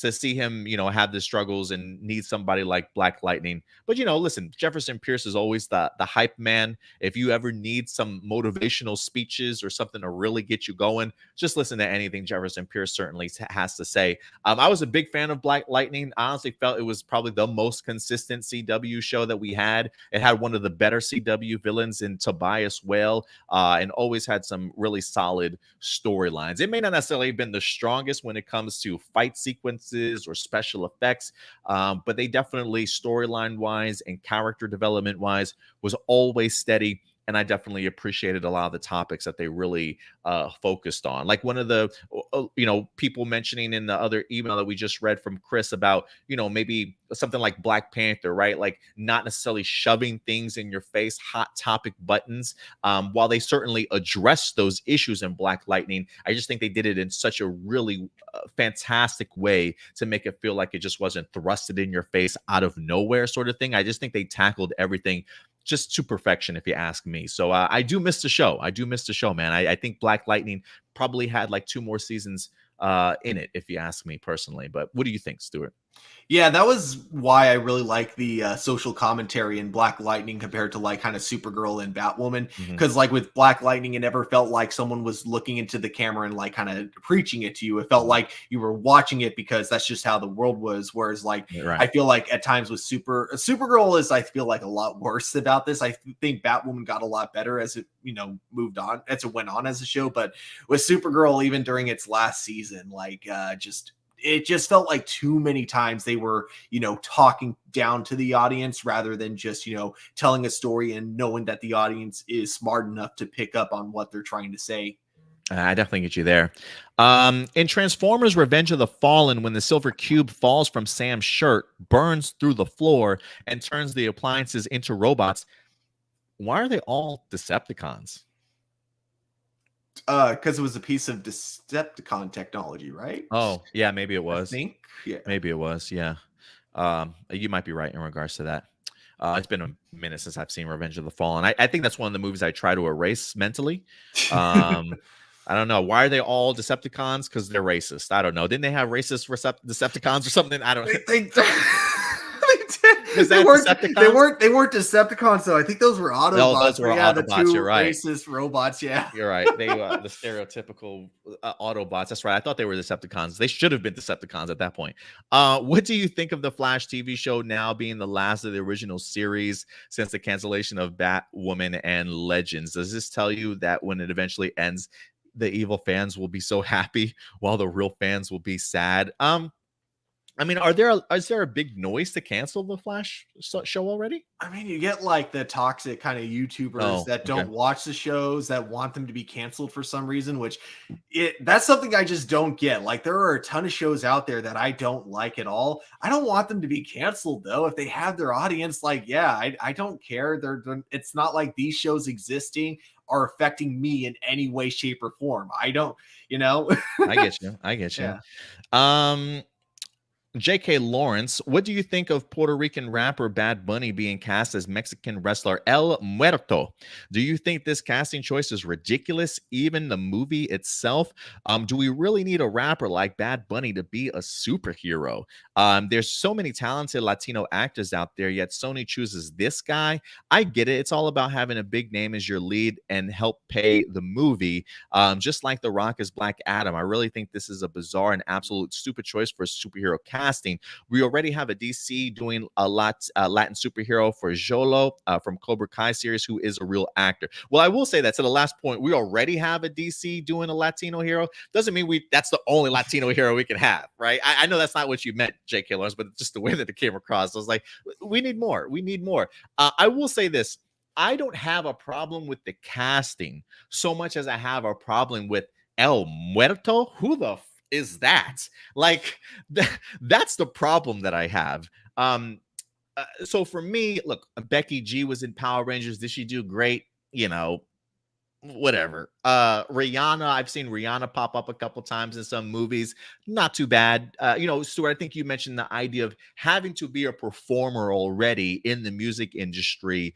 There probably is an aspect of acting that certainly comes with it, right? Not to say that you're going to be a strong actor or not, but I believe in Bad Bunny enough to think that he can bring his acting to the next level if he wants to. He's already been in movies. He's got a plan on being in the upcoming Brad Pitt film Bullet Train, which is an action movie. So we'll get the opportunity to see Bad Bunny even get into acting or action.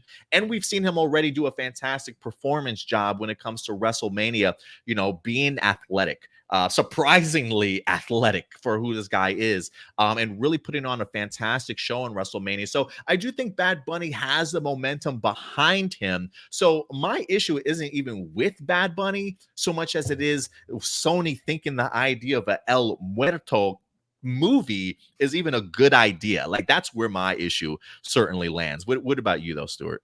Um, so like two things. One, I think they should have had this character be introduced maybe in another movie before giving him his own solo film, just to like, dip your toe in the water. That's what I think would have been smart, like to introduce him in Kraven the Hunter, for example. Mm. The other thing, I'm actually kind of wondering, does Bad Bunny have like record deals with Sony specifically? Because that might be why. Like, if he's making Sony a crap ton of money, it might be one of those things where Sony feels obligated to give him a superhero role because they're like, you've made us rich. It does feel forced, yeah. Yeah, exactly. That's kind of what I think might be going on, but I could be totally wrong. Yeah, that's a good question. I'm not quite sure. Maybe we'll have to ask Indy. Indy certainly might know. Also, he asks, J.K. Lawrence says, what is the biggest unanswered question in a movie that still bothers you? Do you have a movie that just, is there anything you could think of off the top of my head? There's goddamn. Let me do a quick Google search and I'm sure it'll jog my memory. And after that, I think we've got 1, 2, 3, 4, 5, 6 other emails, and then we'll wrap up this show. Another long show for us this week, guys. I do apologize that it's taken us so long with these episodes. We do put timestamps for you guys at the end of our show, so you can follow along much easier if you'd like to. But I knew this was going to be a big show, Stuart, just because CinemaCon really kind of blindsided me this week. I honestly had no idea we were even going to get this stuff, and then announcements started dropping. I'm like, oh shit, where's this coming from? And I had to keep everything updated. So the CinemaCon stuff was really a handful for us this week. I guess like I don't really think about it too much because I wasn't the biggest fan of the movies themselves, but I guess like when it comes to kind of some of the canceled franchises like the Amazing Spider-Man world and then the Mummy universe, there is a part of me that is very curious on what direction they were planning on taking those originally. That's a good choices, man. Good choices. Nicole Robertson. Hey, y'all. Hope you're doing well this lovely sunny weekend. Do you think Thor: Love and Thunder is the start of a new Thor trilogy, or will he stop at 4 movies? Nah, we getting a whole nother trilogy, girl. I think so. At least I think so. I think as long as Chris Hemsworth wants to be Thor, they're going to keep giving him movies to do, Yeah, and we've got a returning Jane Foster, good old Natalie Portman. If she continues to enjoy what she's doing, if Thor: Love and Thunder certainly makes some money, who's to say Chris Hemsworth and Jane certainly don't return, right? In the comic books, I think Jane still is Thor to a certain extent, or at least the Mighty Thor, because I believe she's in a relationship with Sam Wilson, or unless that photo was from a while ago. I could be wrong. But I expect her to stick around for a while. Agree or disagree with some people on Mark Ruffalo's Hulk has been handled since Avengers Endgame. All I remember is Hulk in Ragnarok 3 dressed as a Viking, and I believe the only time we saw Hulk, not as Bruce Banner. So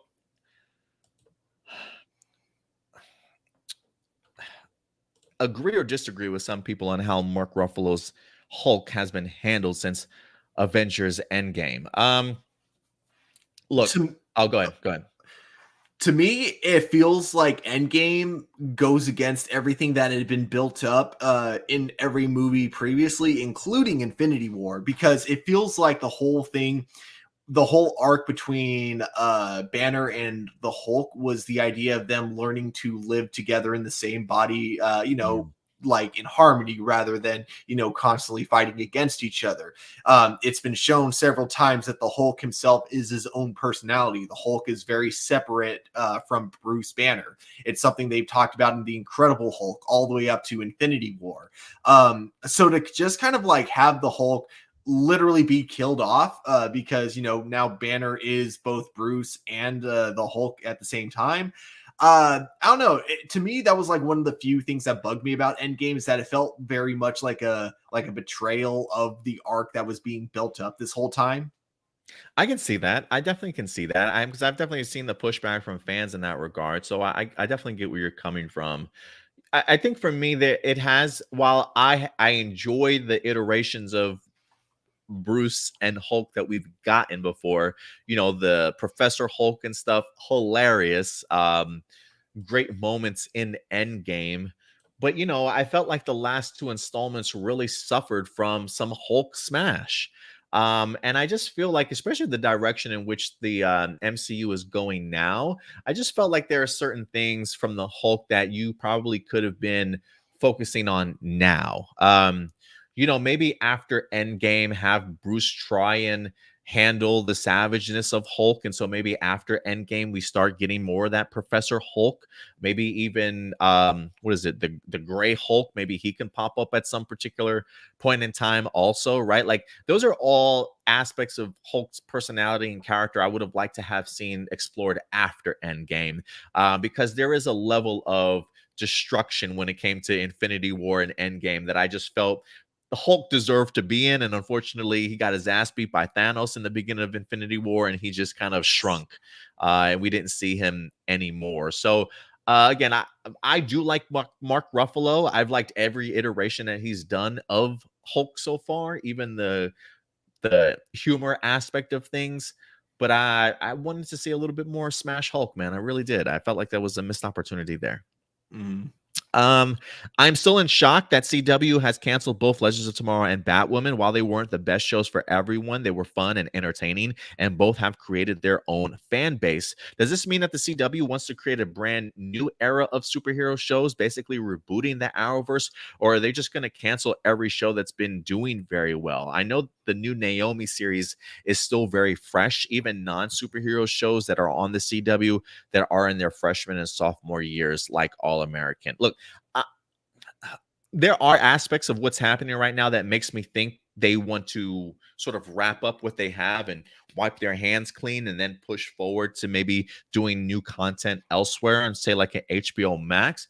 But I do think there's a world that we live in, Stuart, where with the Flash ending, them maybe reworking the Arrowverse into like a brand new generation or era of stuff. And I say that in the sense of, if Superman stays around, if Stargirl certainly gets renewed, right? We at least have two shows. And one of the theories that we did mention earlier in this episode is the idea of maybe after Naomi season 1, if that does get picked up, who's to say she doesn't come to Earth Prime if she does go through some sort of dimensional portal and gets thrusted into our world? A passing of the torch and say maybe the Flash's last season to maybe the new generation that we see, to a Naomi and a Stargirl, maybe something like that definitely happens, so that going forward, you build around the world that you've kind of created and give us some fresh new blood and characters and things like that. There's a part of me that wants to believe that that's the route that they're certainly going. I just don't know, Stuart. I can't confidently say, yeah, I think that's what they're trying to do right now. What do you think, though? Yeah, it really feels like the writers and producers really want to keep this universe going, but unfortunately, it feels like kind of the bigger higher ups are just the ones that aren't really interested in it anymore. Because there's just not really much profit in it. Even though they're not really losing money, they're also not gaining that much. So I feel like that's where they feel it's not worth it anymore. So I think that it is very possible. It depends on Superman and Lois and Stargirl are really going to be the definitive factors on whether or not they decide to keep the Arrowverse going. But I think that if one of those two gets announced that they're going to be ending after their third season, then that's going to kind of be definitive that the Arrowverse is officially going to be ending after that. Yeah, I think for me, an announcement on Naomi will definitely be interesting. And then, like you said, either Stargirl or Superman. So we'll see. And then he also says, oh, I'm sorry. Next up is Joey Thompson. Thank you, Joey. I might be in the minority who really liked and enjoyed the Black Widow movie, but do you think the film didn't do justice to Natasha since her death in Endgame and wish the movie came out before Endgame. I think many felt since Natasha in her own movie taking place years before Endgame was unnecessary, and said I feel like the Hawkeye series was a better tribute to Natasha. So do you think the film didn't do justice to Natasha since her death in Endgame? I think they should have released it before Endgame. Like, I'm okay with it being after Infinity War. I think it should have taken Captain Marvel's spot, basically, and Captain Marvel should have been the movie that got released for Black Widow's, where Black Widow was. You know, and I just think it's because, like, we already have seen, like, how her arc ends, so it feels weird going back to it after her character is completely over. I think it would have been a lot cooler to see, like, a little bit of a prequel to Infinity War, so have it be, like, in between Infinity War and Endgame. Gotcha. I'm trying to remember the Black Widow movie. I didn't really care for it too much. I didn't mind it. But it was just a lot slower paced than I personally wanted. But I felt like for a Natasha movie, I thought it did what it was certainly set out to do. Whether or not it would have performed better, well, first off, I mean, it was released in just a really terrible timing too, with the pandemic and everything also. So, you know, I am kind of curious how fans would have reacted if it was on the normal screen. So I don't know. I still don't know how I feel about it. If it should have, I think I'm leaning towards what you were thinking, though, Stuart. What makes you like Marvel and DC and vice versa, and how would you best describe the differences? Marvel knows what they're doing. DC, it's a shit show. I mean, trying to really get itself together. I mean, you know, Marvel does have the upper hand of having somebody like Kevin Feige, who's not only creative thinking, but also knows the movie industry and the studios very well. So he definitely has helped guiding the ship. Whereas, yeah, DC definitely at this point in time needs to certainly regroup. But I just like both of them because one, I've always been a big comic book fan for years. And as a kid who's read these comics for years, I've never imagined that we would ever have these big bombastic live action movies that we have. So I'm just thrilled as a fan, honestly. But I love good writing and I love great characters, and Marvel and DC have plenty of those. Yeah, I definitely agree with you there. For me, I think I'm a little bit more DC than Marvel just because I really enjoy the characters more. But when it comes to kind of like the movies and just like an overall like structuring a plan, actually, I even take that back. I feel like even when it comes to the comic books, Marvel has always been better at like having a more structured, like solid universe. Whereas like DC, I think because everyone loves these characters so much and everyone has their own idea of where they want to take these characters, you get a lot more inconsistent writing when it comes to a lot of the DC characters. But I think that also might be why I end up liking DC a little bit more, because there's so many different ways you can look at these characters, whereas Marvel, it's slightly more limited, you know? Yeah, I would agree with you there. You know, for me, I am fascinated to see where DC goes because I like the idea of them having these really big cinematic feels. When I see movies like the Batman and the Joker, not to say that I don't think Marvel could do movies like that. I mean, I don't know. Maybe some people think they have already made kind of movies like that to a certain extent, but I like the Elseworlds idea. I mean, maybe Marvel's getting into that area now because they're tapping into the multiverse, but you know, I kind of always I kind of dig the idea of DC having those Elseworld mentalities and being able to give us different variations of the same character that we might have seen already. There's some part of me that I kind of enjoy about that. Adrian Perez, he says, "Hey everyone, hope you're all doing well. What are some of your favorite video game consoles and games to ever come out? And what do you remember when you got your first console? Do you still have any now?" My favorite console of all time is the first console that I really owned, which was the PlayStation 2. I think it had like such a huge variety of video games, which is why like some of the worst games of all time and some of the best games of all time exist on this console. Yeah, that's my favorite. I think my favorite video game console was probably the Nintendo 64. I think I wore the shit out of my console, whether that be from Wave Racer or Wave Rider, whatever it's called, to Super Mario, some great Zelda games on there. I mean, I was a huge wrestling game fan. I mean, damn, WrestleMania 2000, any of the WCW, NWO stuff we got, No Mercy. I used to wear the shit out of my my Nintendo 64, man. That was one of my favorite consoles kind of growing up as a kid. Um, It is the best gaming console when it comes to like getting friends over, and you know, yes, having a couple Mario of Kart. drinks and Oh pizza. Oh man, my god, yeah. it's fantastic. I love my Nintendo 64 so much. Um, you say favorite games to ever come out also, and what do you remember when you got your first console? I will say this because favorite game and first console matches up well for my PlayStation, the very first PlayStation I got, because I got it solely because of Final Fantasy VII.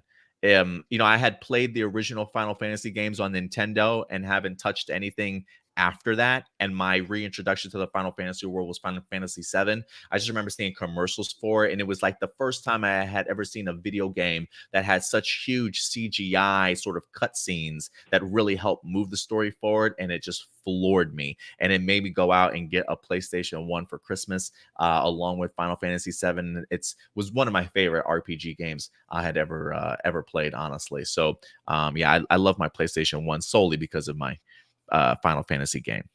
Eris's song always gives me chills every time I hear it. I just think of her death, like from Yeah, Sephiroth. all the time. Such a beautiful song.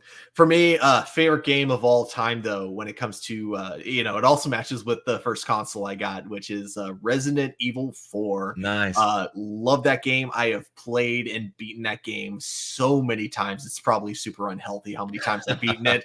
But yeah, so much fun, especially because like, yeah, once you beat it, it gives you like reasons to go back. It gives you like these OP weapons making you go back and play it again, but now it's like you're unstoppable. It's I love it.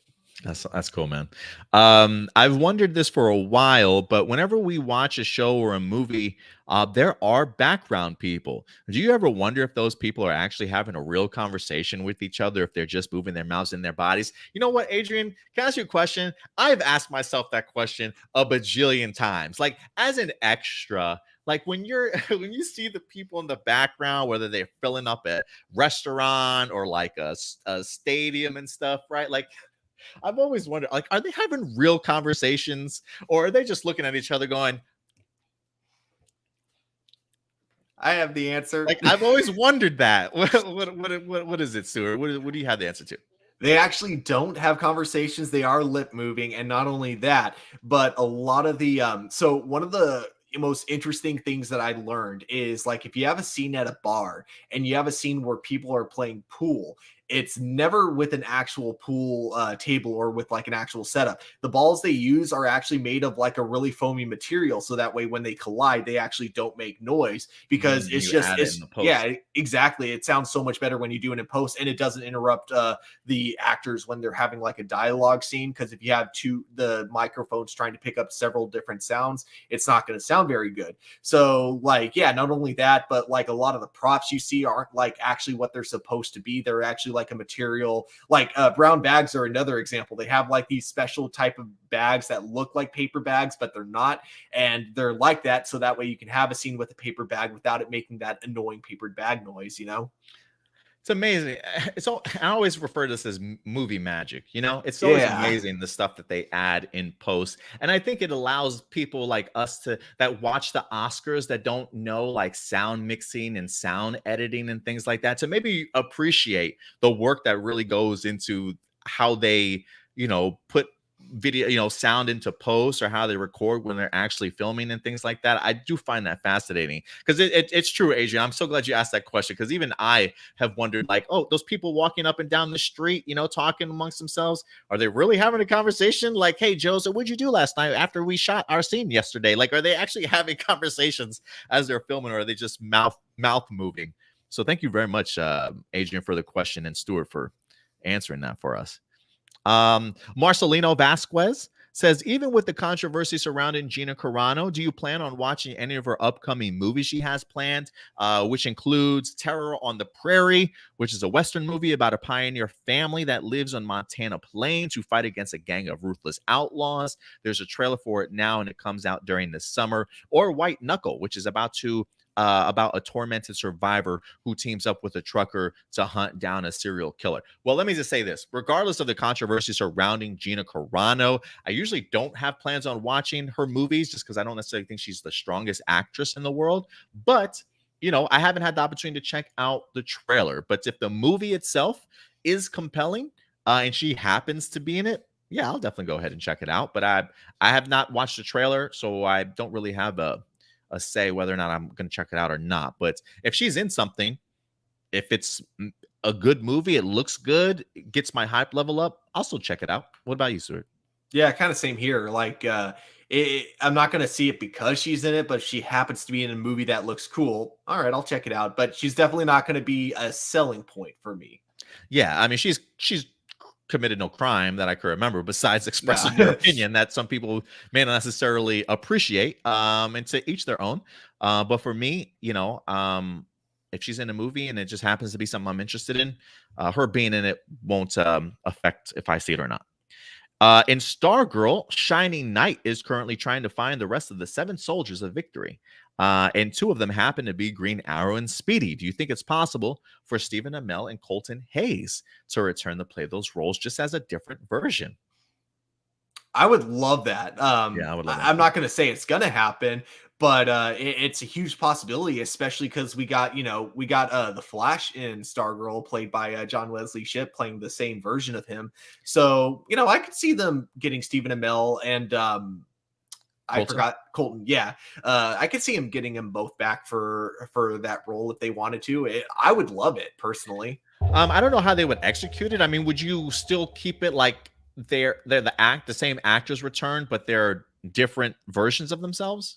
Yeah, just like they did it with the actress for Renee Montoya on Batwoman. Same actress, very different version from what we got on Gotham. Good point. Good point. Why haven't more companies made more animated shows focusing on what if scenarios for other fictional franchises? It would be a great return to the series without trying to repeat what came before. I just don't know if everything is made for animated though. I feel like for DC, I would like they don't have to call it What If, but if they wanted to do like an Elseworlds animated series, that's something I could totally get behind. Let's see here. Doomsday.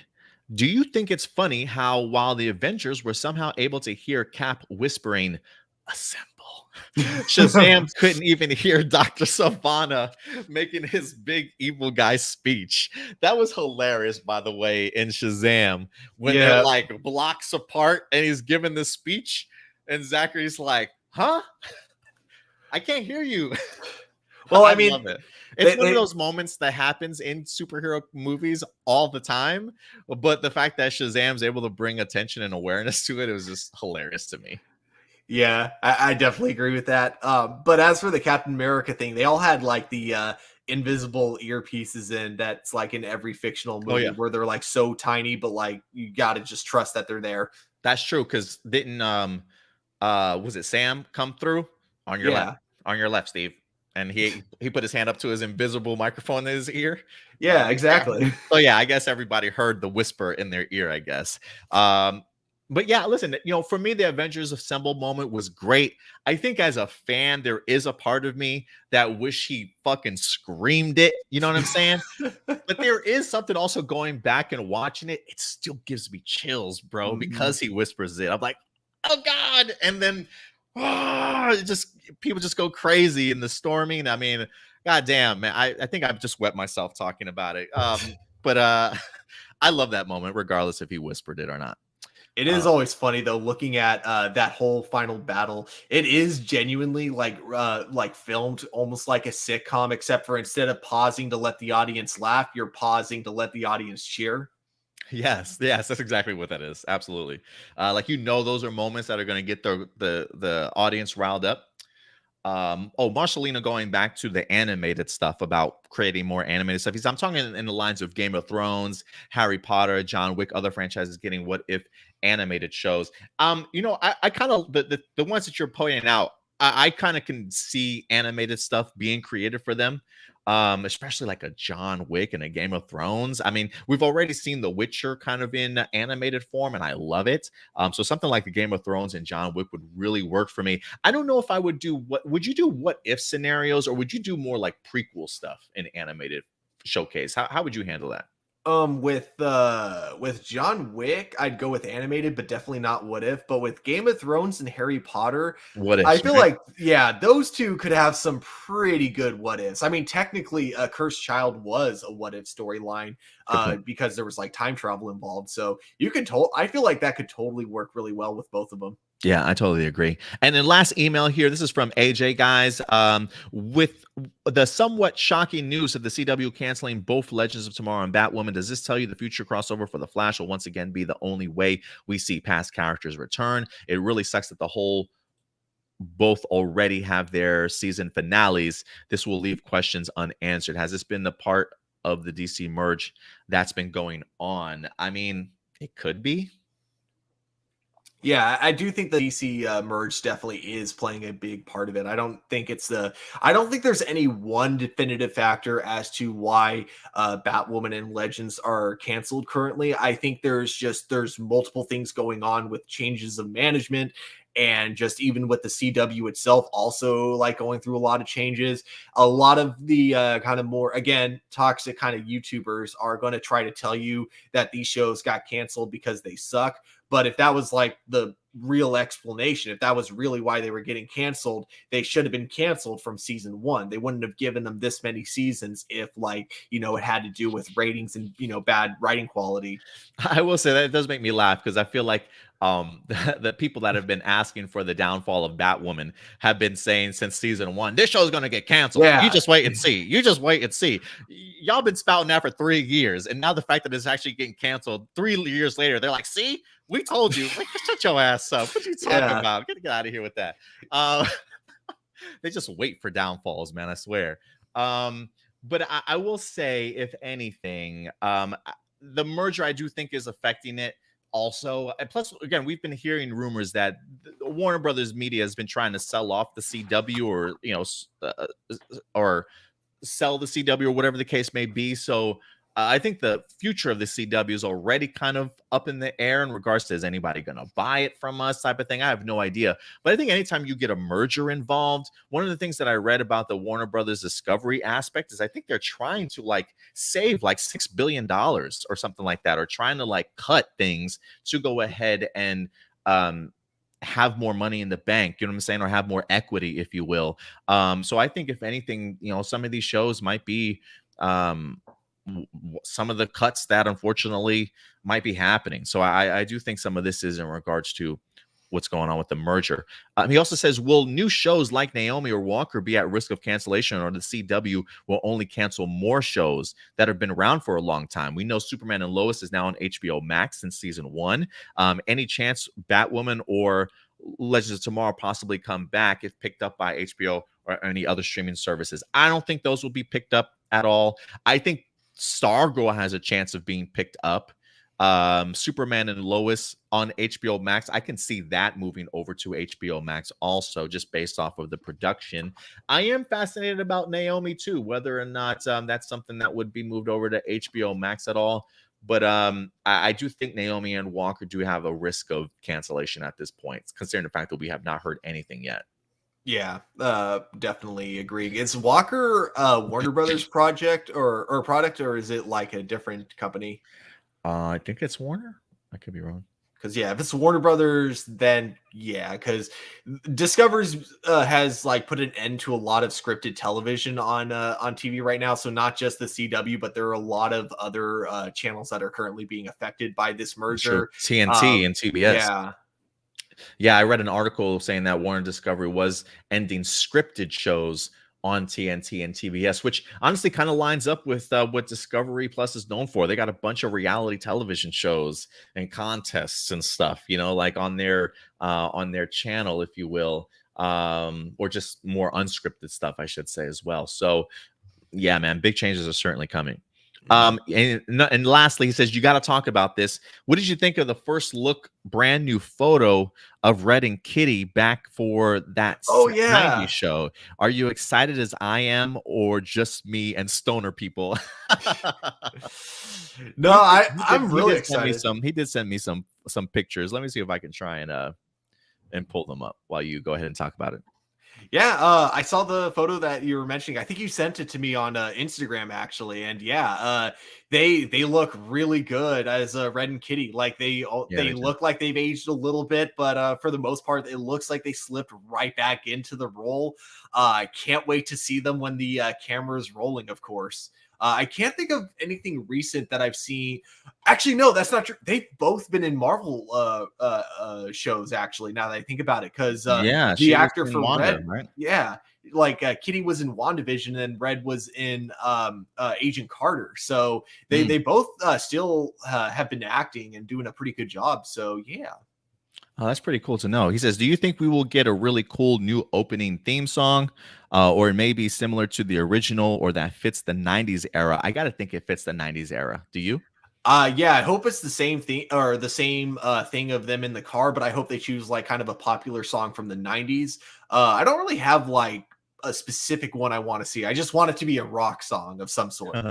Yeah, I definitely agree. But yeah, they look great, man. They look great. I think they're gonna fit this season extremely well, and I cannot wait. I'm really looking forward to it. Same. All right. I think other than that, I think that will certainly wrap up all of our live viewer questions today, guys. So thank you very much for certainly coming through a little bit longer than we certainly like to. Again, this is what, like 2 weeks for us that we've had like 3.5 hour plus shows. Again, I promise next week we will certainly try and go ahead and bring that down just a little bit more for you guys. But yeah, CinemaCon came out of nowhere with a plethora of information for us to definitely dive into. But we certainly will be back for you guys next Sunday, going live at noon Central Time. Actually, is it next Sunday, Mother's Day? I believe it's actually Mother's Day next Sunday, guys. So we may not be live, by the way, next Sunday, because I think a lot of us are going to be spending time with our familia. Probably got some plans also. So we may not have an episode of A Plus Hero Report. I will definitely keep you guys posted on our community tab here on our YouTube page, as well as our Discord forums. Keep you guys up to date. So if you don't see us next weekend, we certainly will be back the following weekend for you guys after we celebrate Mother's Day. But Stuart, if people want to go ahead and find you on social media, sir, where can they find you? You guys can find me at TurboStew01 over on Twitter. Appreciate it, Stuart, as always. And guys, if you haven't followed us yet or joined our Discord forum community, please feel free to go ahead and do so. If you want to go ahead and continue discussing these topics or a plethora of other topics outside of our YouTube page, the Discord is definitely the place for you. There is a link in the description box below. Also, if you continue to love our content, do us a big favor, subscribe to our channel, hit that bell notification so you do get notified when we drop a brand new video for you guys. And if you love this week's episode, hit that like button. That like button and thumbs up goes a long way. And feel free to let your thoughts be known in the comment section box below after this video airs. But other than that, guys, I think that's going to go ahead and do it for us. But we certainly will see you guys next time. And until then, as always, do us a big favor. Take care of yourselves, take care of each other, and keep it A+. We'll talk to you guys later. Bye.